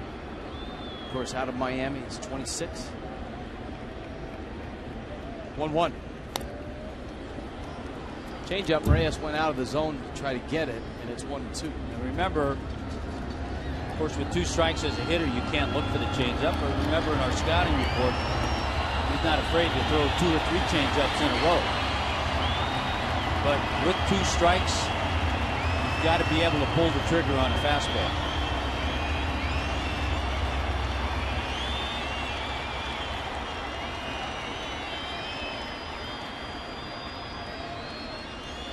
See what he gets. 1-2. Change up. Runners, at least one of them will move up. Gabby Sanchez getting to third. I think John Buck was a little unsure as to what Gabby was going to do. And when you're down 6-1, you have to be sure. And you would love to have had John Buck go, but you know what? If you're not sure, you better stay when you're down by 5. The problem is, by him not going, the Blue Jays still keep a double play in order. Yep.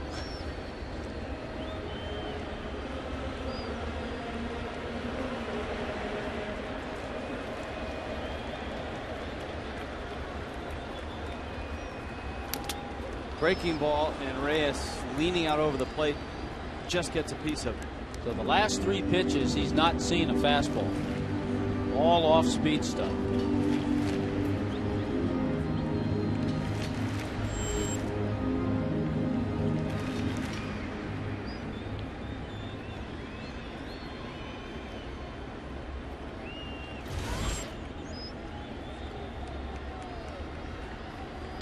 Two pitch, that's in the dirt. Now it's 3-2. And if Reyes can lay off one of those low changeups, you might get Hanley up there with the bags loaded. Yeah, the interesting thing, he's now thrown a fastball in the dirt, threw a changeup in the dirt. So the last couple of pitches, one fastball, one off speed, he's not come close to a strike.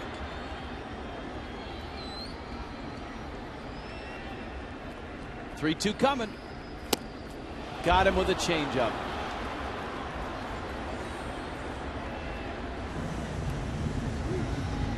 And one of those little things that we've talked about, the Blue Jays tonight. They've had that runner at third and less than 2 out 3 times, gotten them in, once on a walk even, so 4 times.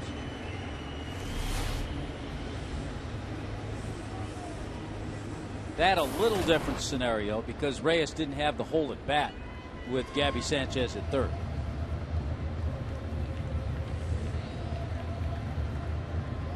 To your point, though, for the Marlins, trying to inch their way back in. Contact would have gotten a run in. And that gets a run in. Hanley rolls one into left field. Gabby Sanchez scores. It's 6-2. And here comes Stanton.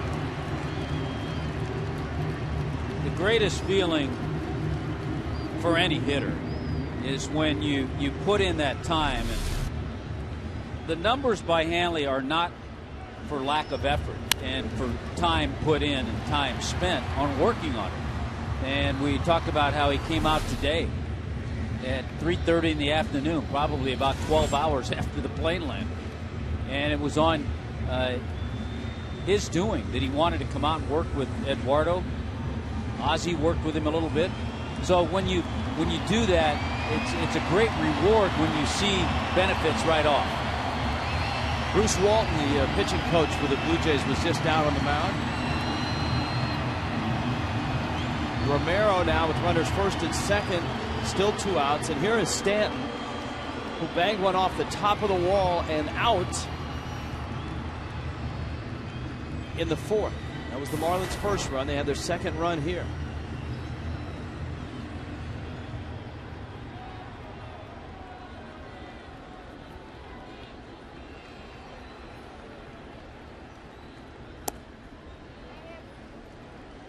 That was a changeup, and the home run was off a fastball. So you have to wonder if Ricky Romero is going to give Giancarlo a fastball that's not away. Tried to go in with it. We saw Boston really try to pound Giancarlo in with a lot of hard stuff. It was a breaking ball that he got from Matsuzaka that he hit to left. Yeah, hanger for his home run.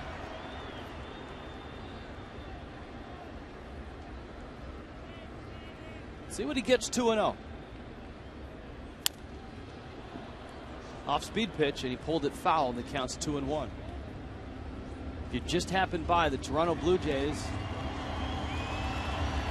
in town for a 3-game series. Ricky Romero, their best starter, left at 7-1. Getting the opener of this 3-game series. He's been good. His 2-1 pitch. And it almost hit Stanton. It's 3-1. The Marlins, Honeyball Sanchez was jumped by the Blue Jays. They got all over him and chased him with 3 runs in the 4th on their way to a 6-0 lead. The Marlins have that Stanton homer, the RBI single by Hanley Ramirez, and now a 3-1 coming from Romero. Twice he's thrown that changeup in there, and twice Stanton's had a pretty good swing. Pretty good swing at a 3-1 changeup. that should send a little message to Romero. But we also know he likes to go to that pitch. We saw him go to it to strike out Jose Reyes.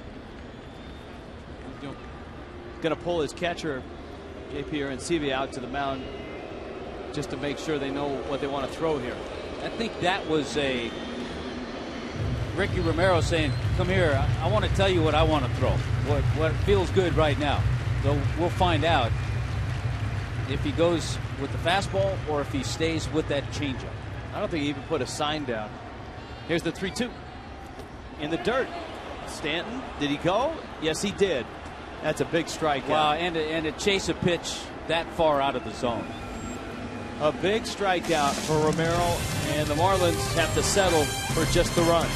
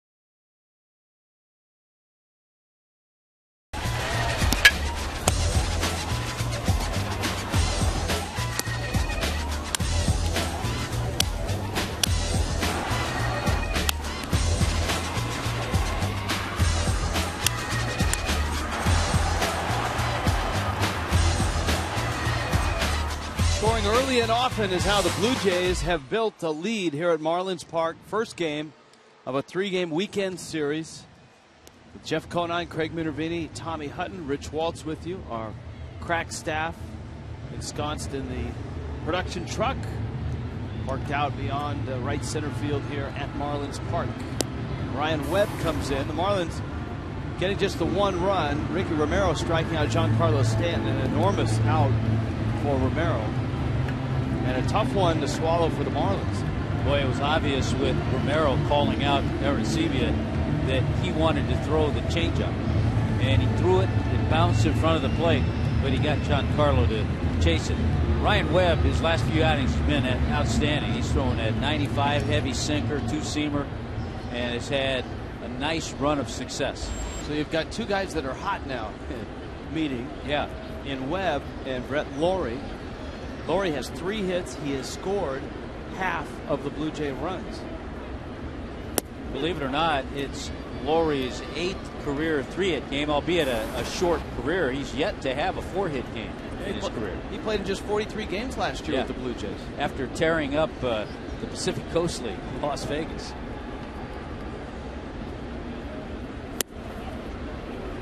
The AAA affiliate for the Blue Jays is in Las Vegas. That is a terrific place to hit. Cashman Field in Las Vegas. In 69 games last year, he hit .353 with 18 home runs for Las Vegas. And there's some other good hitters parked in that division, so to speak, that area in the Coast League. Albuquerque, Colorado Springs. Tucson usually a good place to hit.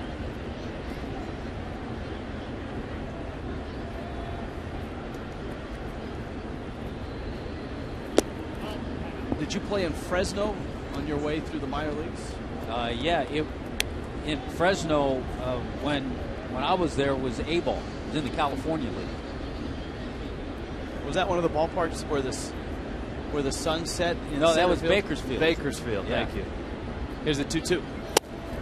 Fastball misses in. 3-2. Well, he's got international experience. He was on the World Baseball Classic team for Team Canada when he was 19. And he played in the 2008 Olympics when he was 18. Webb loses him. And Laurie just won't go away. Marlins at Cardinals, the next series that starts on Monday. The headliner, you're looking at it, the Josh Johnson bobblehead. And that's courtesy of Preferred Care Partners. A bobblehead night on Wednesday night at 7:10.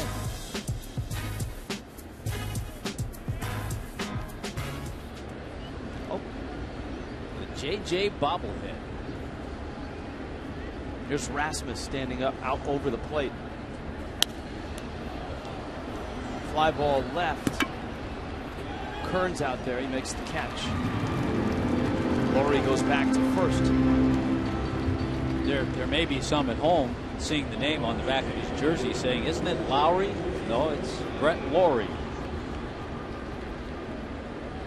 It's hard to say Laurie when you look at his name, because you want to go Lowry Seasonings or talking to Blue Jays radio analyst Alan Ashby. He's running. That Laurie is. Alan Ashby, former Major League catcher, very good catcher. And he said even now, with him writing Brett Laurie's name in the scorecard every night, he spells it L-O-R-I-E just to remind him that it is Laurie. And again, Toronto putting the game in motion. Laurie stealing that base easily off of Ryan Webb.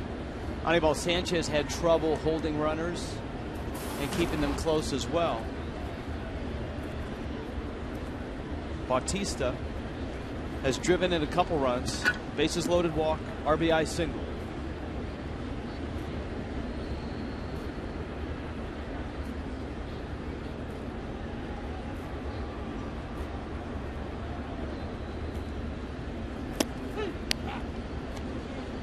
Fastball for a strike, and it's 2-1.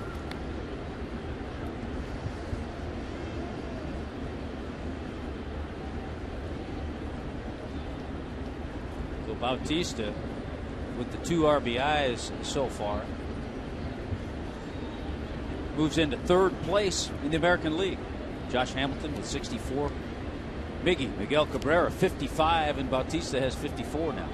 You got to know you're going to see Bautista in Kansas City at the All-Star game. Oh, yeah. Breaking ball. Webb thought it came far enough for a strike. And it's 3-1. And it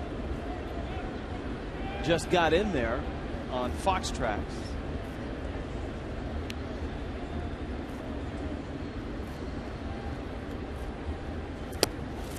Dips low. It's one thing that Bautista does, along with his power, Tommy, he's a guy that takes his walks. That's the second time that he has walks in the ball game. Well, he came into the game with a .232 average and an on-base percentage of .353. Yeah, he's tied with Ben Zobrist for third in walks. And of course, the guy that's a great example of that has had a resurgent year this year. That's Adam Dunn. 55 walks, 23 homers.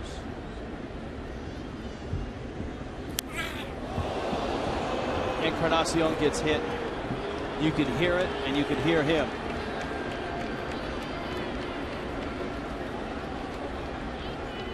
Well, the other thing about Bautista, he now has 46 strikeouts, 46 walks on the year. This fastball just gets away. Certainly no intent there to hit a batter and load the bases.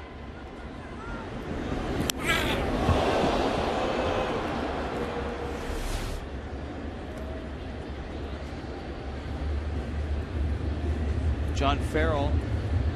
There was a play last night in the ball game, and we had a great tweet. Yeah, we did. I just thought of the same thing. It was a pitch that came in, and it looked like it glanced off of Cody Ross's arm or his bat, and we looked at the replay and couldn't tell. And Ross sold it pretty well and got the call. And a fan wrote in that there's no way the pitch hit Ross because Cody would have screamed before it hit him, which he used to do. It's a very observant tweet. Hey, that's our extended crack staff, who have been suffering along with a lot of Marlin fans through this month. The Fish dropped 13 of their last 15 and are down 6-2 here in the 6th. It seems like Kelly Johnson has come up with the bases loaded every time. And this time, he rips one into right field. That'll score one. Laurie comes across. Bautista holds at third, and it's 7-2. Yeah, Bautista had to pause to make sure that ball got over the head of Omar Infante. Because of that, Brian Butterfield, his third base coach, held him on a well-struck ball from a good low ball hitter, Kelly Johnson.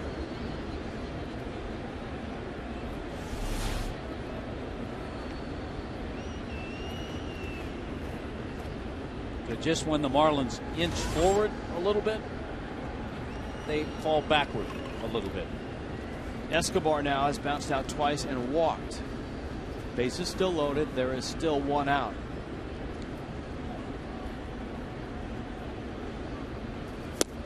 Remember, this inning has been Webb's from the get-go.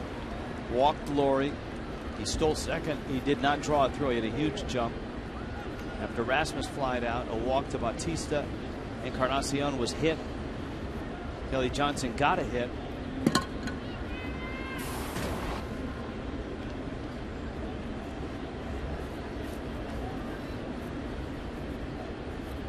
Yeah, Ryan Webb will tell you he has created this situation.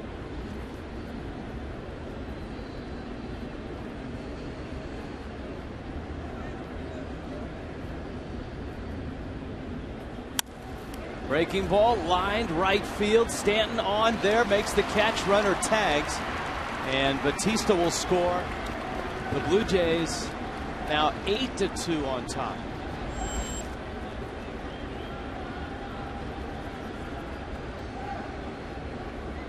Great situational hitting tonight by the Toronto Blue Jays. Yep, another runner coming home on a sac fly in this situation with less than 2 out. I think they're 5 for 5 in that tonight.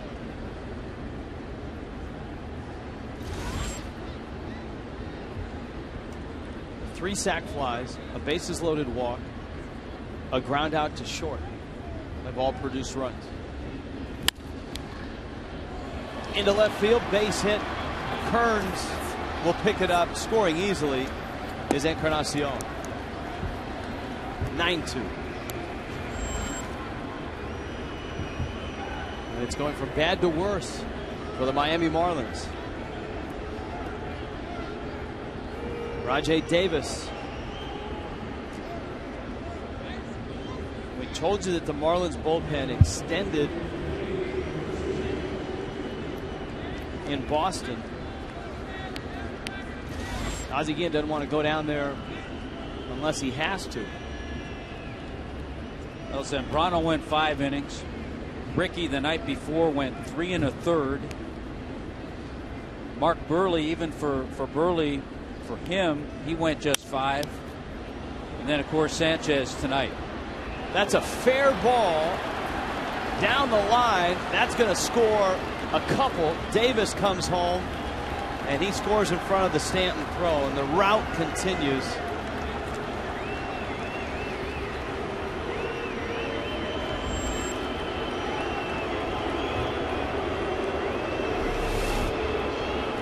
J.P. Arancibia with a 2-run double. It's the second time we've seen a ball. One was hit by Laurie in the first inning. Hit that chalk down the right field line. Arancibia, a big one here because he picks up 2 runs.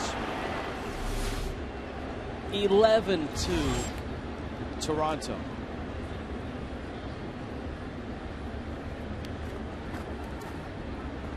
If you look back through the landscape of the 15 games, 13 of which the Marlins have lost, there have been a lot of games like this that have gotten away.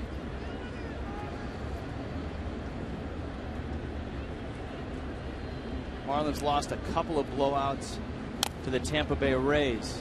Romero, fair territory. Buck throws to first. And the Marlins right now getting throttled by the Toronto Blue Jays. It's 11-2.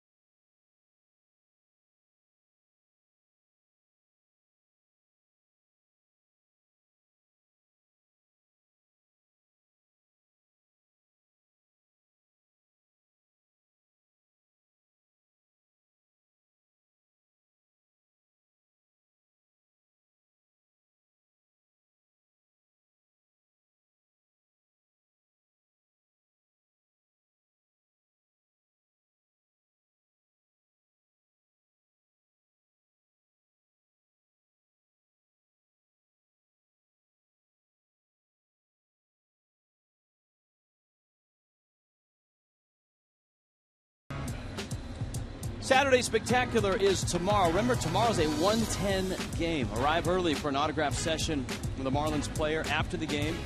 Enjoy a plaza party for the entire family. Bounce houses, rides, games, karaoke. Tommy, there's karaoke out there tomorrow. 1-877-MARLINS or go to marlins.com. Jim Holley, our highly decorated director, is a karaoke fiend. Knows he doesn't even need the telestrator. Jim Holley knows all the words to every Bob Seger song. That's a great point.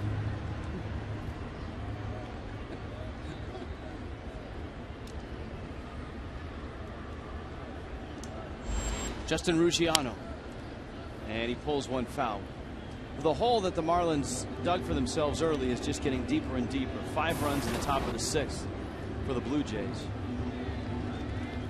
And this incredible nosedive that the ball club has been on doesn't look like it's going to stop anytime soon, Tommy. You know, the hope was you come back home, you turn the page, you get away from 2 teams that have dominated you, the Rays and the Red Sox. And you get a ball club that over the years you've had some success against, the Blue Jays. A ball club that has lost 3 of their first 5 starters in the rotation. But it's also a ball club that's very aggressive offensively. John Farrell from the get-go tonight had been moving runners. Guys have had good at-bats. Ruggiano, a tapper down the third baseline foul, and I think the guy that just fielded that ball, Brett Lawrie, really has set the tone for the night for the Blue Jays. I mean, it's odd to say that about just one hitter in the lineup, but Lawrie came right out of the blocks, tripled in the first, singled and scored in the third, singled and scored in the fourth, walked, stole the base, and scored in the 6th. Yeah, and you can see why they've made the move. This is his 16th game hitting in the leadoff spot. So they moved him to the leadoff spot. They moved Colby Rasmus up to the number 2 spot. And all of a sudden things have started to click.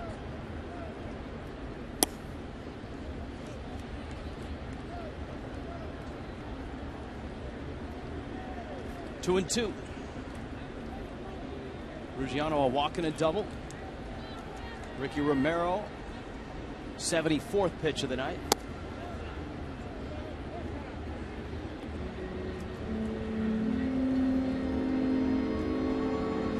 Three and two.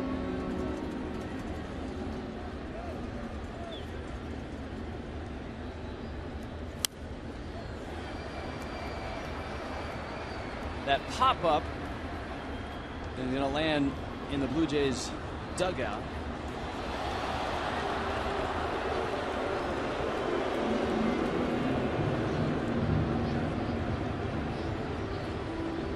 So if you can't make the play, the fan that's waiting for the rebound is going to get the souvenir. The rebound is always a little easier play.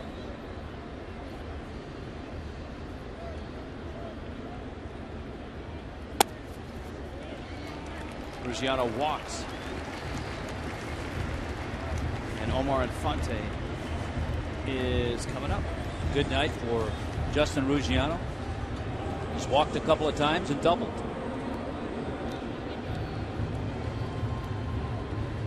Weather in Philadelphia can always be an issue, whether you're traveling by plane or going to a baseball game. And they're delayed in Philly, the Rays and the Phillies. Nationals trail 1-0 to Baltimore in the 5th. Atlanta and Boston scoreless in the 3rd. Of note in that ball game is the starting pitcher for the Atlanta Braves, Jair Jurgens, is back in the big leagues. John Lester going for Boston. Will Middlebrooks is at 3rd base. It sounds like news out of the Red Sox camp is that Kevin Youkilis has been told it's going to be Will Middlebrooks at 3rd for the majority of the games from here on out. That's pretty much like saying that Kevin Youkilis is going to be traded. One would think there were no shortage of scouts in Boston there who, when you asked them, are you in to see Youkilis, would say, oh no, I want to see the Marlins, I want to see the Red Sox. But and ironically, 2 of the scouts that we talked to and saw were from Pittsburgh. That ball's hit deep left field. Infante has hit it way out of here. A 2-run homer. And now an 11-4 game. And Infante's hot streak continues. Well, and this is why those 4 runs in the 6th inning really hurt. Because there was lots of time for the Marlins to peck away and get back. That's good to see, because for Omar Infante, we talked about his RBI drought. He broke that last night in Boston. He hadn't had an RBI in over a month. That is his first home run since May 8th. So good to see Omar Infante back, swinging the bat the way he did in April. Yeah, he's hit it in 4 straight ball games.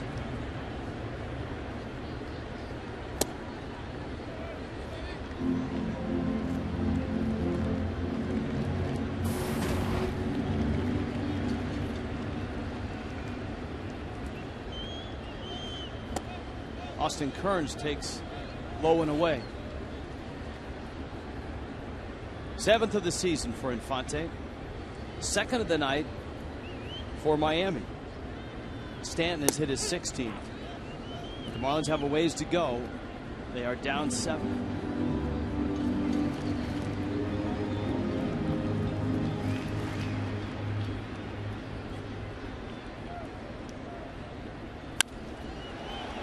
Liner out to short, almost dropped there by Escobar. Well, Escobar has always had a little flair about him that at times upset Bobby Cox when he was in Atlanta. And that's probably one of the reasons he became a Toronto Blue Jay.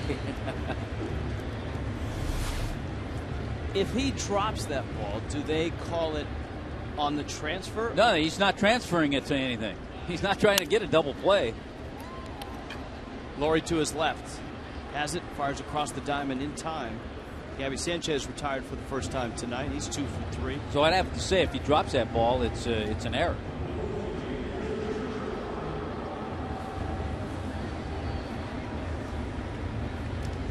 John Buck now. What's the freeway between St. Louis and Kansas City? I-85? I think it's 85. Well, I would have said 75 until you said 85. I think it's 85. Anyways, the battle of that said stretch of pavement in Kansas City is going the Cardinals' way tonight. 10-1 St. Louis on top of the Royals. That's in the third. John Jay is back. Guy had spent some time on the disabled list for the Cardinals. He scored a couple runs tonight. Carlos Beltran has 2 doubles and has driven in 4 runs.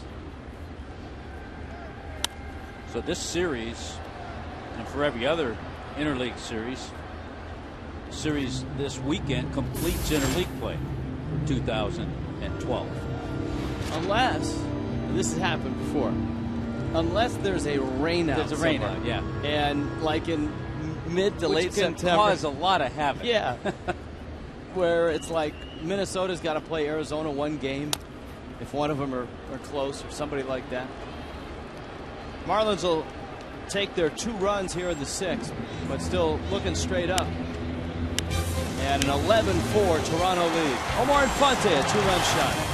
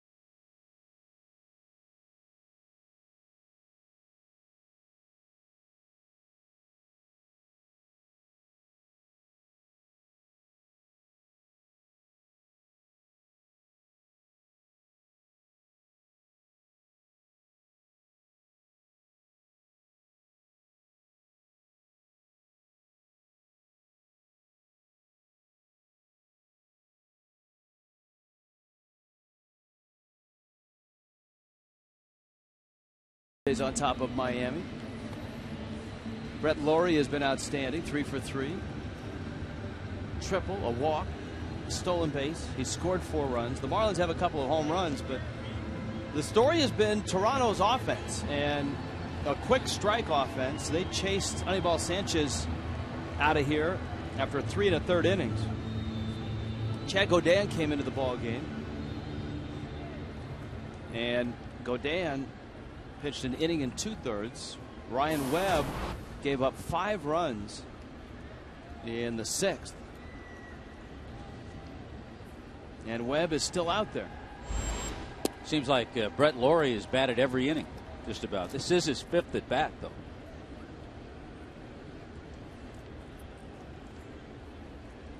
And each time he's reached base, 3 hits, a walk, he's scored 4 runs tonight.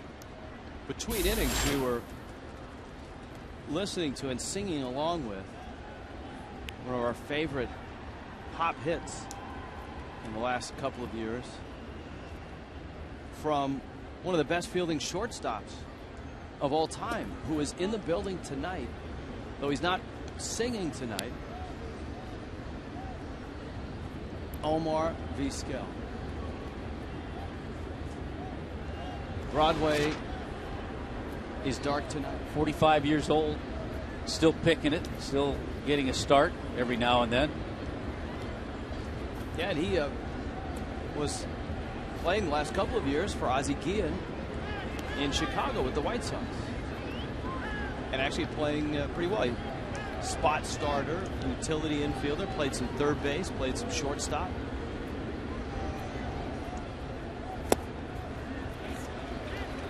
Laurie swings and misses.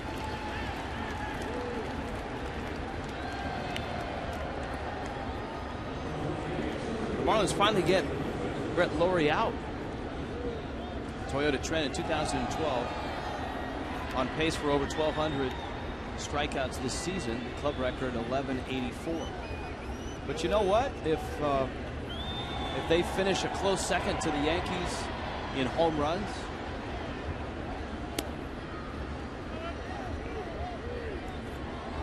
maybe that trade-off isn't so bad.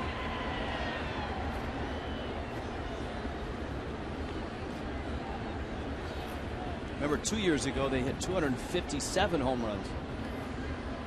Well, a guy who had a pretty good career, outfielder, Dwayne Murphy, is their hitting coach.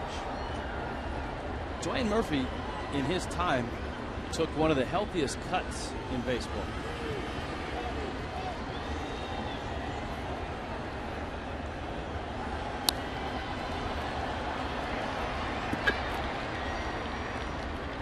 Stanton is there, and he makes the catch. Colby Rasmus flies out.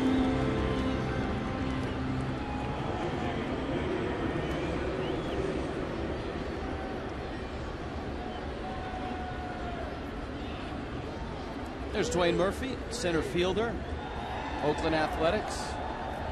That was a very good outfield for Billy Martin. Pitch down low. You had. Was he a little before Ricky, or was he same time as Ricky?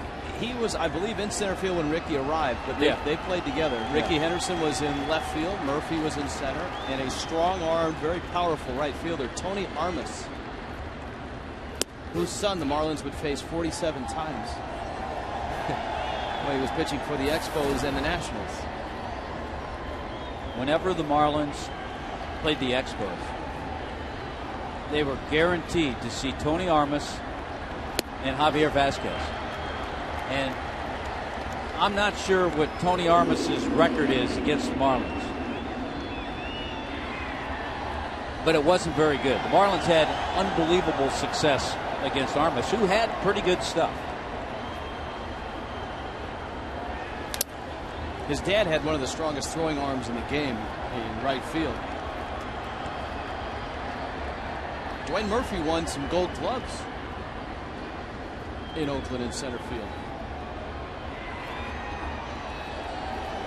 But he's been a hitting coach and a guy that, along with Cito Gaston, has been credited with a lot of the success that Jose Bautista has had. Yeah, I think when the story's told about Cito Gaston working with Jose Bautista, Dwayne Murphy had his say too. I mean, the two of them together were really able to turn things around in Bautista's career. Gaston at the time was managing, and Murphy was his hitting coach.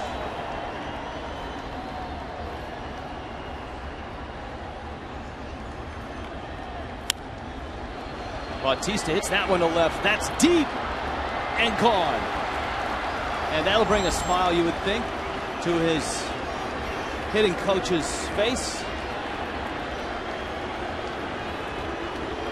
Or maybe just a nice nod. Get up, give him a high five. 12-4. Bautista is 23rd. Hanging breaking ball, a Clevelander home run. That slider just stayed up, out over the plate. You see the power that Bautista is able to generate. See, the 11th home run for Bautista here in the month of June. And you saw the smile on Dwayne Murphy's face finally when he got that high five in the middle of the high five line.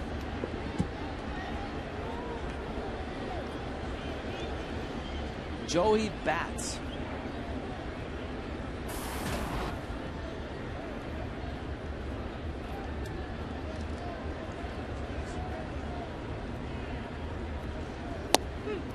That ball had some zoom to it as well. You could, in this ballpark, sometimes balls off the bat, you wait a little bit, but as soon as that one left the bat and you saw the trajectory and the power it had behind it, you knew it was going out.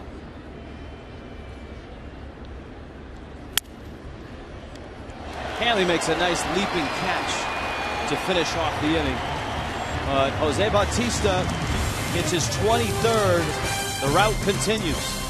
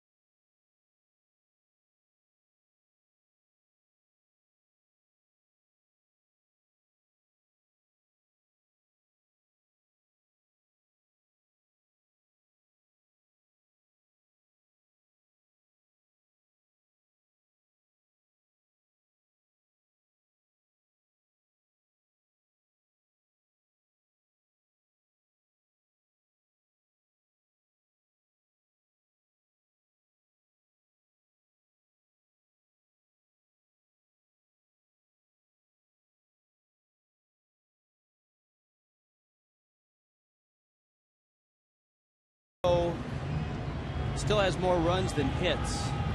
12-11 right now. Logan Morrison will come up, and Morrison opens up the bottom of the 7th.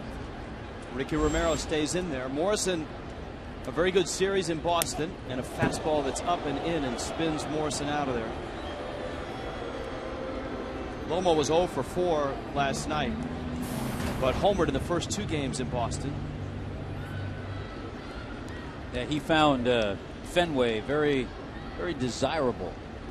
You know, you look at the 2 innings that Ryan Webb pitched. That was taking one for the team, especially the 2nd inning, because of the situation of the bullpen, because of Anibal Sanchez not going 4 innings, 3 1/3. Sometimes a pitcher has to do that, and unfortunately Ryan Webb was out there for a couple of innings. And that's a vicious cycle, because you need a complete game or a long start or an off day to get you out of that and get everybody a rest. And the Marlins don't have an off day until next Thursday.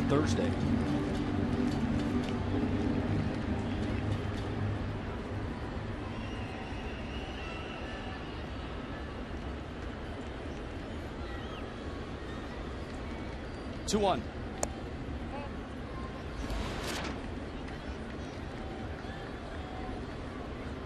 Three and 1 to Morris.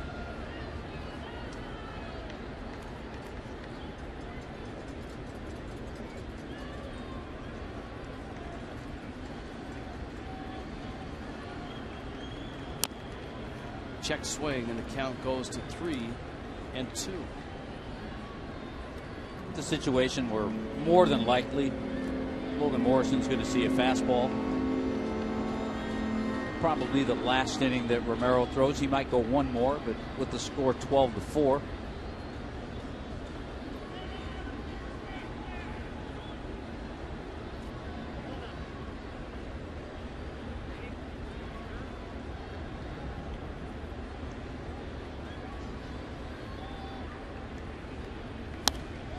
Got the fastball.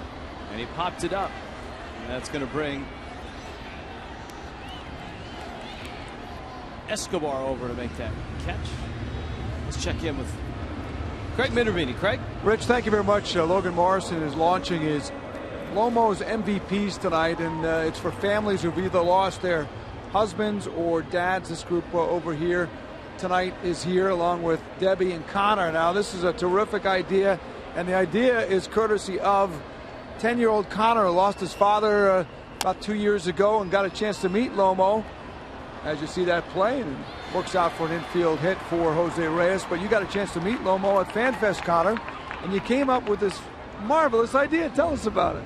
Well, it's called Lomo's MVPs, and what the idea was is to help kids who have lost a parent, strive, be happy, because, sometimes kids and parents, they can be sad sometimes. So this program is all about making sure that the kids and the parents, get an experience to remember.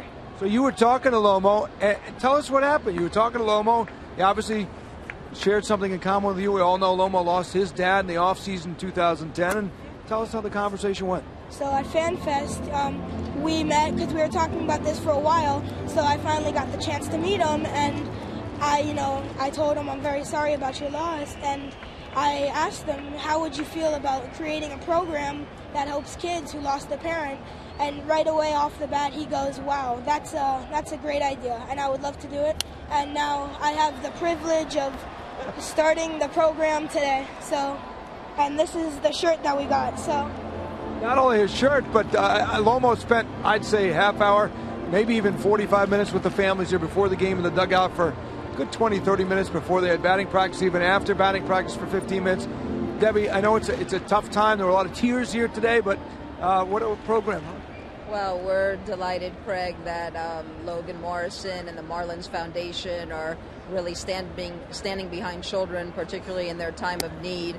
It's a great experience coming out here, obviously, to the ballpark, and you never want a kid to have any kind of tragedy strike their lives, but sadly, my husband, Connor's dad, passed very tragically and suddenly. We found out that Logan lost his dad, but in turning tragedy into triumph, Logan started the MVP program to show kids that in spite of adversity, they can succeed and will thrive and grow. You guys did a great job, Connor. You're quite a kid. Thank you so much. Rich? That's he's been one of the best interviews we've had all year. That's impressive stuff. That was impressive, and it just shows you what these players do in their off time. It's not just out here between the lines, and so many are involved, and we talk about the ones that are involved in so many things in the community. Just tremendous. Full count to Hanley Ramirez, 12-4. Toronto on top in the bottom of the seventh. And when you break down the Marlins Community Foundation, so many areas benefit. And we heard from the Boys and Girls Club tonight. They have a big group out at the ballpark. Changeup is up. Hanley's aboard. Reyes will trot down to second. Blue Jays have over 100 pitches out of Ricky Romero. And so their bullpen is up. It's taken, because it's one of those nights, it's taken our crack staff a little bit of time, but we were talking about all the matchups the Marlins had against Tony Armas Jr. And in his 18 starts against the Marlins, he was 3-12 with an ERA over 6. So he didn't have a lot of success against the Fish.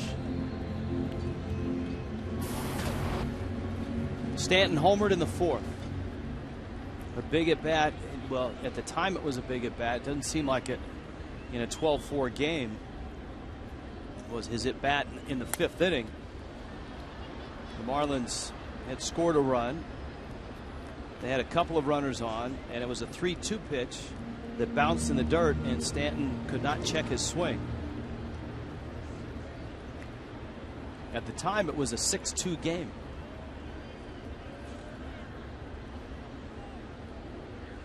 And I think sometimes in that case, and I don't know for sure, he probably wasn't, but sometimes a home run hitter's thinking home run, make it a 6-5 game, as opposed to thinking just get a base hit, bring in 1 run, and take it from there. You can see Romero staying outside and away and soft. And Giancarlo going away from what gave him all the success in the month of May. In the month of May, you didn't see him chase pitches the way he has tonight, so far out of the strike zone.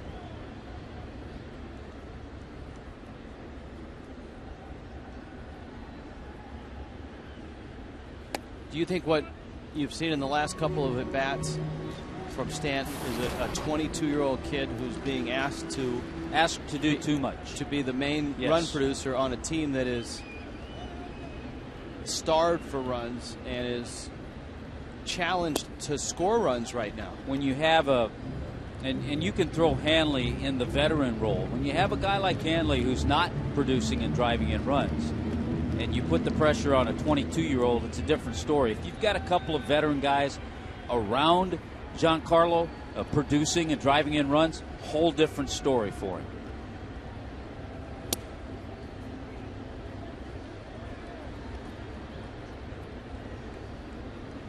And I could see the frustration. I think you saw it in him as he sat down on the bench.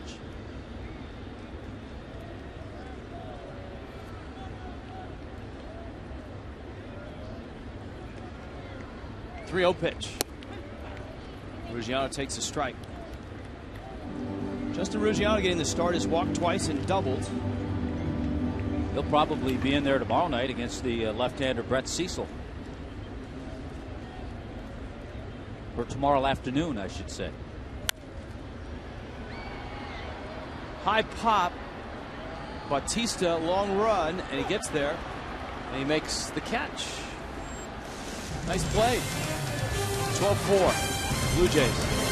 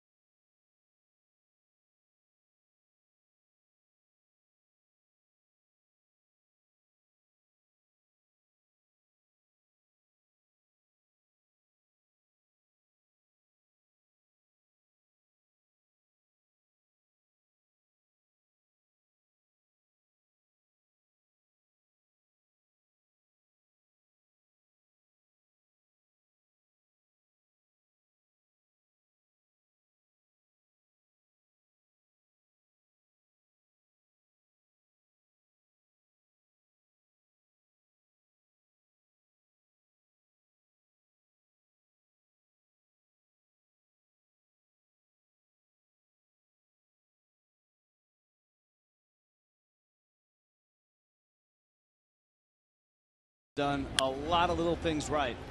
There's a ground ball that produces a run. That was in the first inning of the bat of Colby Rasmus. How about Kelly Johnson? Sac fly, runner third, a walk with the bases loaded. So 3 runs so far without a base hit. Another walk, bringing in 4 runs. Another sacrifice fly, Kelly Johnson. And once again a sac fly. So 6 runs the Blue Jays have scored tonight without the benefit of a base hit. Shows you the importance of making contact when you have that runner third, or in a couple of cases being patient, walking, and getting runs in. So John Farrell has seen that. That's part of the reason his ball club has a 12-4 lead. On to 8th inning, 12-4. Mike Dunn out of the Marlins pen. He takes over for Ryan Webb. That's a great example, too, of the tape room of our crack staff playing some little ball, too. They could have shown a Bautista homer. Would have been sexy to show that. Brett Lawrie's 3 hits, even a Stanton home run. That would have been easy. Hey, could have shown Infante's long ball. Yeah. And that's your game summary. That's how. But no, they come up with the 6 different ways to not leave your lover, but score a run from third base. Just slip out the back, Jack. There you go. Ground ball to short. Mort. Here's Kelly Johnson. Don't get me punchy. No. Hey, we've had very little sleep, folks. I don't know about you, but I walked in the door about 5:15 this morning. I was 5:25. Here's the 0-1. And Johnson swings and misses. And our crack staff had to be here a lot earlier than we did. Absolutely. That's without a doubt.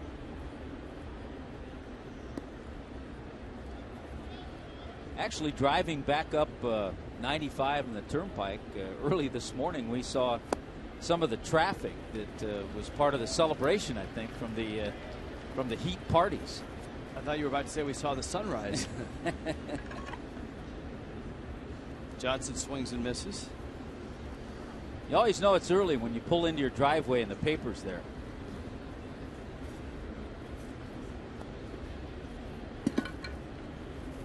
Yunel Escobar coming up now for the Blue Jays. What a boost it would be for the bullpen. And Mike Dunn came in last night, got a big out, got Adrian Gonzalez. It'd be a nice boost to see Dunn turn it all around and pitch the way he did last year with a little more command, a little more control. That would certainly help things down in the bullpen. It would help a lot of things. It would help Randy Choate because then he'd have an additional lefty. Well, what it does, it gives Ozzie an opportunity, let's say in maybe the 6th inning or the 7th inning, to go to Dunn and get a lefty, a couple of lefty bats, and then he still has Choate for later in the game. Because those lefty bats, if you're getting them in the 6th, they're going to come up again. Coming around again. A strike to Escobar. What's going on in the big leagues right now? What's going on? Baltimore 2-1 over the Nationals in the bottom of the 6th. The Braves have scored first in Boston, 2-0 in the 5th.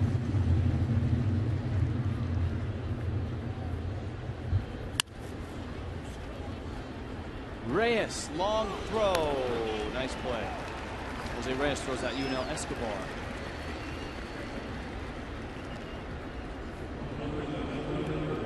Jonathan Heese, solid 6 innings so far, with the Mets leading the Yankees in that ball game 5-1. Got all their runs, all 5 runs in the first inning off Andy Pettitte.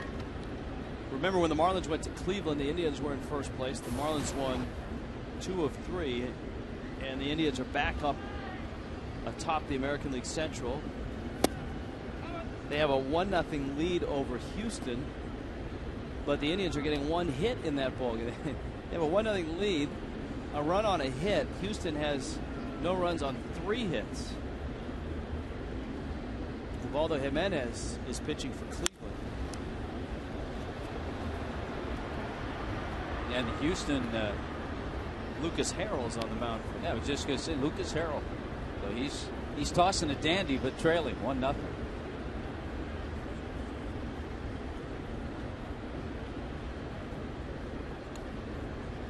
That St. Louis Kansas City game is messy, just like this one. It's 11-3 Cardinals in Kansas City in the 5th. Well, they still haven't started that game in Philadelphia either. Tampa Bay, and that's a good pitching matchup. James Shields for the Rays against Cliff Lee. That's a good place to be rain delayed, though. If you're going to be needing a cheesesteak right about now.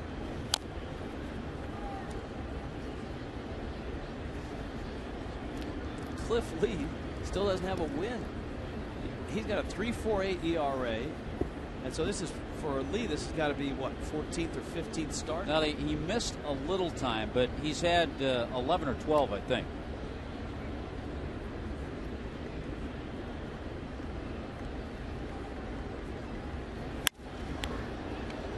Smack to center. Lugiano's out there, and he makes the catch. Rajay Davis lining out to center. Bottom 8. 12-4 Toronto.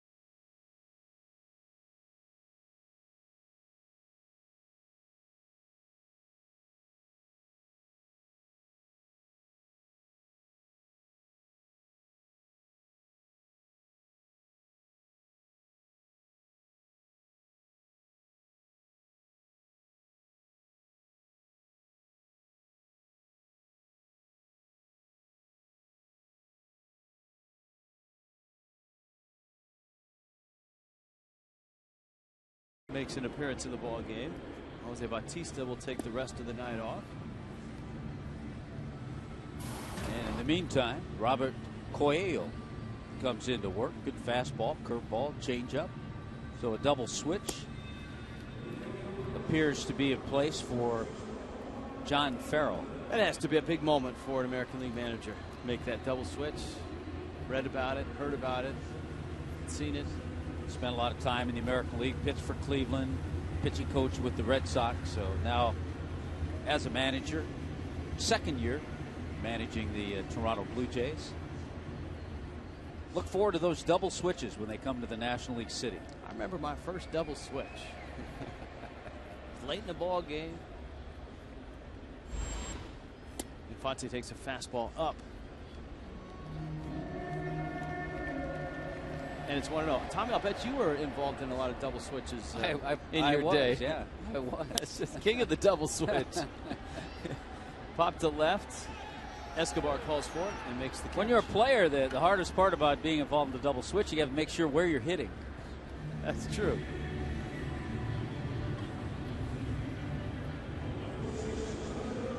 Fans, you can help the Marlins get to the Major League Baseball All-Star Game. Just go to Marlins.com, vote the maximum 25 times, and 100 of you will be randomly selected to each win 2 free Marlin tickets. One grand prize winner will receive a 22-person luxury suite for a game. Marlins.com.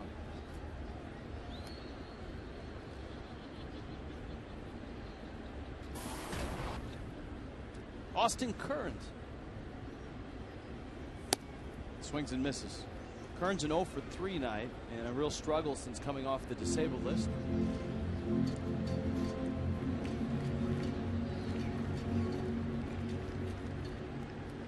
Yeah, Austin Kearns now 1 for his last 19.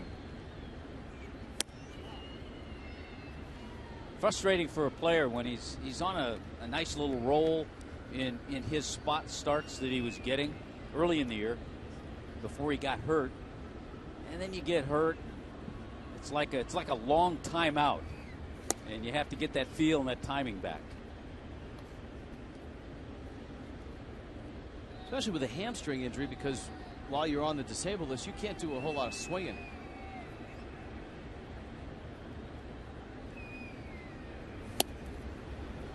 Kearns swings and misses that one. You got to get the timing the way Mike Miller had last night for the Heat. What was he? I think 7 out of 8 threes. Yes, well, I mean that's perfect timing. I mean, that's great timing. The game that NBA Finals. Absolutely. That's a guy that endured an awful lot of injuries this year. Our producer very happy about the performance of Mike Miller, the former Gator. He's also proud of Udonis Haslem.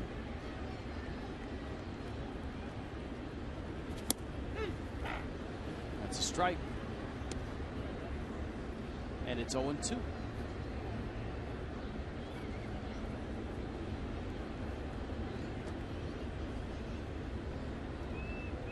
Four runs on 7 hits for the Fish. The Blue Jays have 11 hits, but 12 runs. As we documented with that spiffy video montage, the Blue Jays have produced an awful lot of runs without getting base hits. Sac flies, ground balls, bases loaded walks. Gabby pulls one left field. That's deep and gone. And all of a sudden, Gabby Sanchez, a 3-hit night. He's hit the ball well tonight. That's home run number 2 on the season. What's been nice in watching the approach of Gabby Sanchez tonight, remember the 2 base hits early in the game. He stayed back and drove balls into right field. This time he gets a breaking ball that stays in and then pulls the trigger on it and hit it hard. So a really good approach from Gabby Sanchez tonight. Miami has hit 3 home runs in the ball game. Stanton his 16th. Infante his 7th. Gabby Sanchez his 2nd. Buck swings and misses. So for the 4th consecutive ball game, the Marlins have scored 5 runs. Unfortunately, the starting pitching and bullpen have been unable to bring home a win in any of those games, and unlikely to bring home one tonight. Down 7.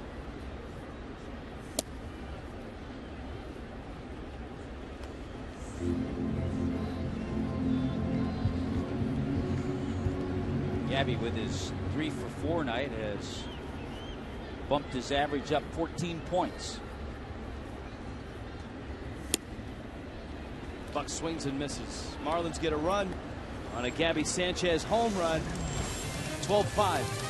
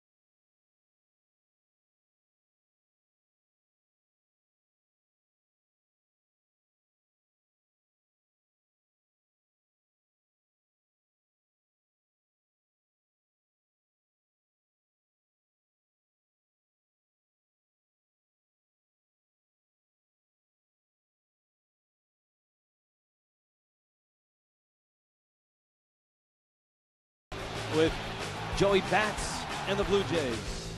Tomorrow's a 1 o'clock game. Sunday's a 1 o'clock game. Kyle Loesch in Exmo. David Freese, full speed. Cardinals Monday through Wednesday. Wednesday night is Josh Johnson bobblehead night. Carlos Beltran will be there. Roy Halladay, he may be there, but he's still on the disabled list. Hunter Pence, Jimmy Rollins, and the rest of the Phillies. will be here for a weekend series next weekend. It seems like lately this is the time of the night where we try to pick through the rubble of a ball game and find the silver linings for the Marlins. Gabby Sanchez with his 3 hits and a home run. Omar Infante with a 2-run homer.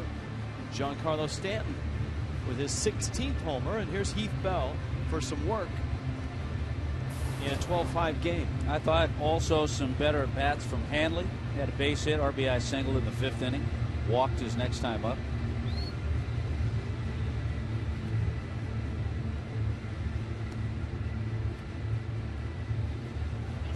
Marlins haven't had many opportunities for Heath Bell to save ball games in the last 2.5 weeks. Yeah, the last couple of outings for Bell have just been to get some work. Arancibia,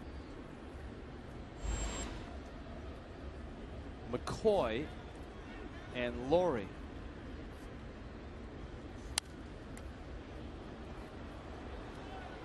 We talked about the much improved Heath Bell. Look at this, last 9 outings, 0 ERA, 15 strikeouts in his 8 1/3 innings.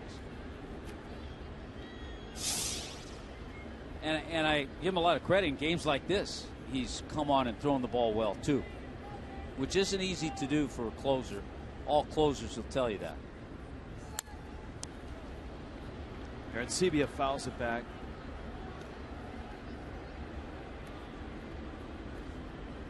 Marlins and Jays tomorrow. 12:30 for Marlins Live. Josh Johnson, Brett Cecil. Cecil will only be making his 2nd start. He's been down in AAA Las Vegas. Josh Johnson trying to even his record at 500.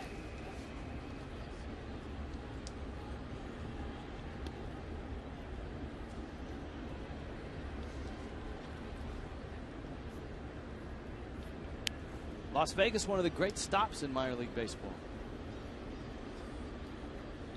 Gotta be tough to play there. If you're an opponent, it's tough to play there. For the home team, they're used to Vegas, but you get a team that blows through there on a 4-game series. They have a tendency to not only to run through their meal money pretty quickly, but or you could double it. Yeah, you could double it, but you certainly don't get a whole lot of sleep while you're in Las Vegas as a visiting team. Marlins Live, presented by Checkers, is coming up. Always one of the better run franchises in minor league baseball. Great general manager there, Don Logan, who's been there for many years. Mike McCoy to left field. Austin Kearns lines it up, makes the catch. And Heath Bell has a couple of outs here in the 9th. Here comes Laurie. They have, in baseball parlance, banged the game in Philadelphia. They postponed it. So a long wait in the rain delay to set up a doubleheader tomorrow. Because I think they have to schedule it tomorrow.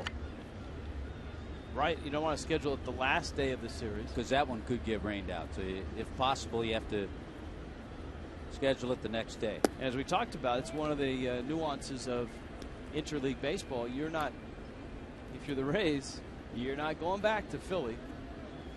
You might be able to scoot over for an off day if you're in Baltimore. So that's really a switch. Usually it's the Marlins in Philadelphia when there's a rain delay or a rain out. 2-0 to Laurie.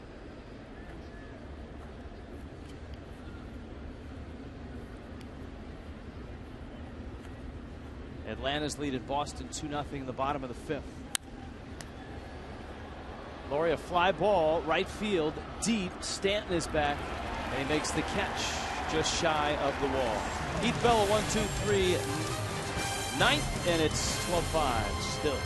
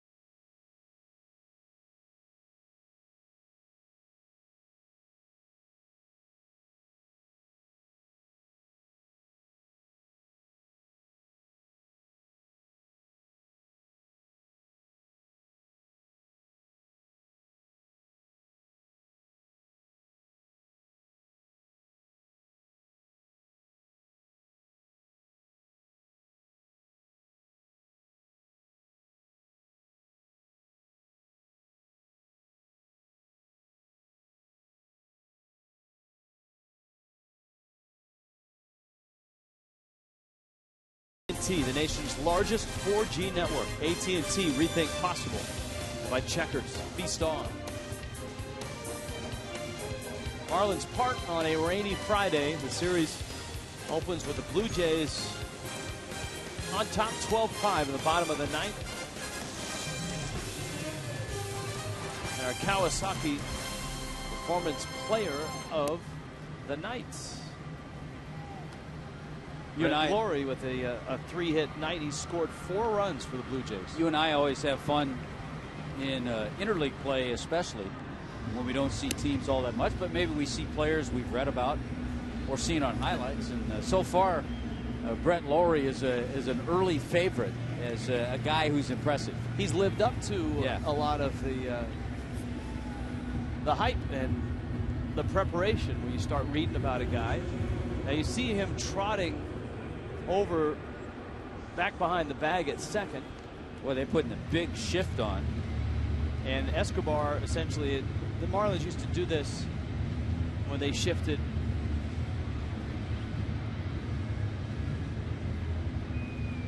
They bring Lawrie all the way over on the first base side, and they just leave the shortstop at short. Well, they had the shift on, the big shift. We got into some other things at the time, so we didn't talk about it when Logan Morrison pinch hit. Dobbs, and guess who's standing right there? So it's really hard to mark that 5-3 on your scorecard, but it is.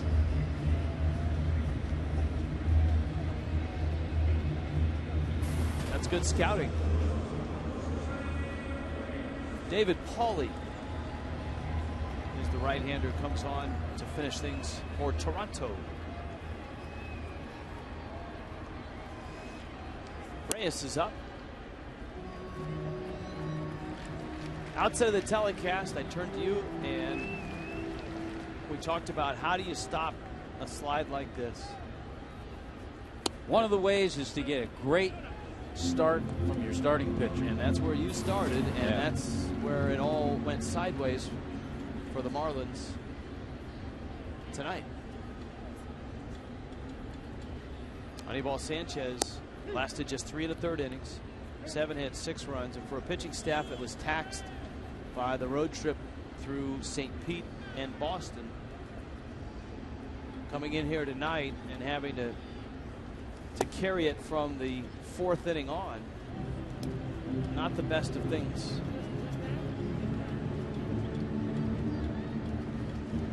And Sanchez was charged with 6 runs.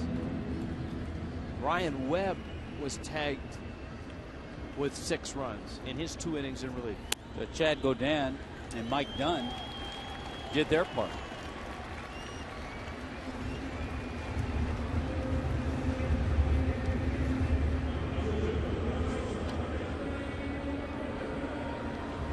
Here's Ramirez now. He's walked as an RBI single, has bounced out a couple of times. This is where it's really hard, Rich, to keep your focus.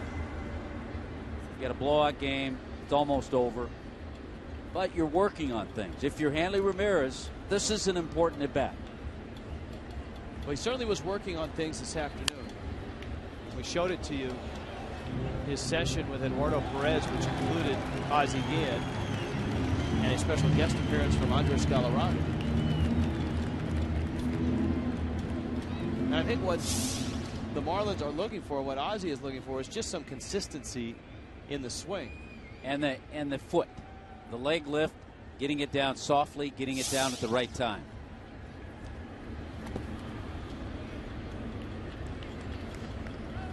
That was funny in talking with Eduardo Perez. He was throwing batting practice. And a lot of the things Ozzie was saying were very similar to what Eduardo has talked to Hanley about. But I laughed to Eduardo and I said, yeah, you probably heard things from your dad, but then you heard things from a pitching coach and it clicked in.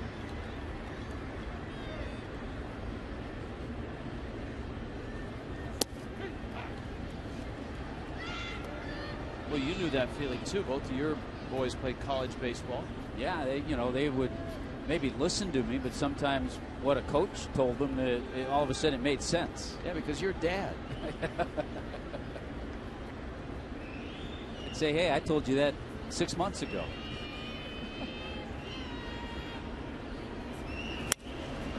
Good. Drives it into center field, a base hit. And you take that as a good sign. Some solid swings. Let's see if we can see that lift and the real soft landing. And getting it there in time. So everything fell into place there. Good at bat under tough circumstances in a tough situation. After a long night, a long game, and getting pounded, that shows that Hanley's really working on something. It's been an interesting night for Giancarlo Stanton. It's been a frustrating one. He's struck out a couple of times with 2 men on base. He also hit a solo homer in the 4th. 1 for 4 with 3 strikeouts.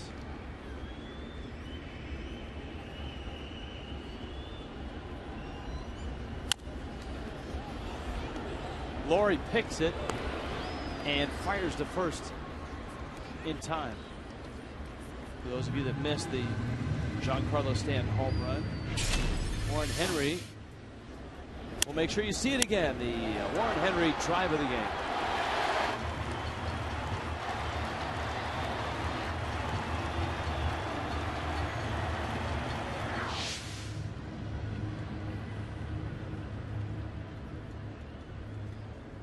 Now Justin Ruggiano with 2 outs in the bottom of the 9th.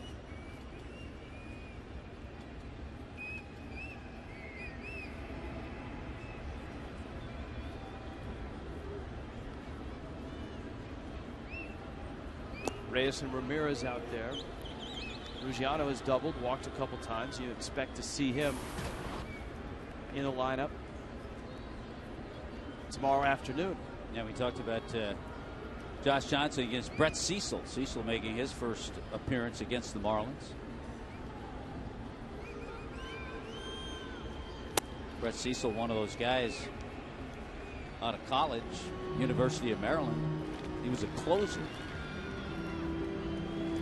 but now finds himself starting in the major leagues.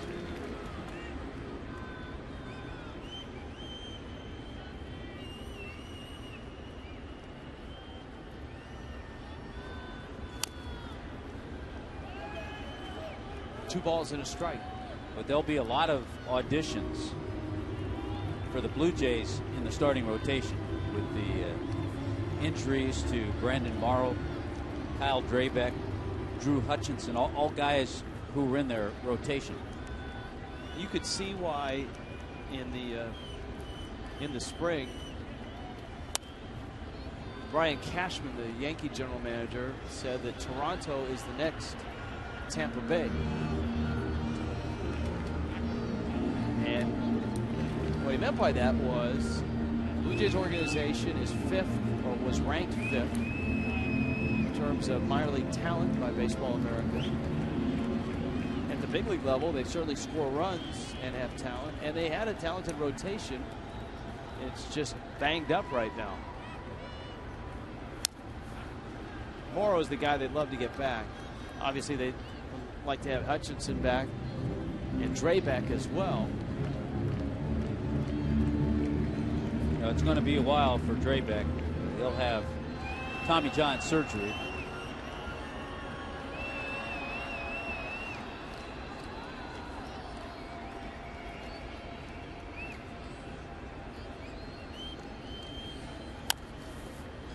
Slow roller. Laurie has it and gets the out. Well, Brett Laurie started the night with a triple, and he finishes the night with a 5-3 putout. And the Toronto Blue Jays come into Miami and open up a can of you-know-what on the Marlins. 12-5 the final. An impressive night for the Blue Jays. Marlins Live.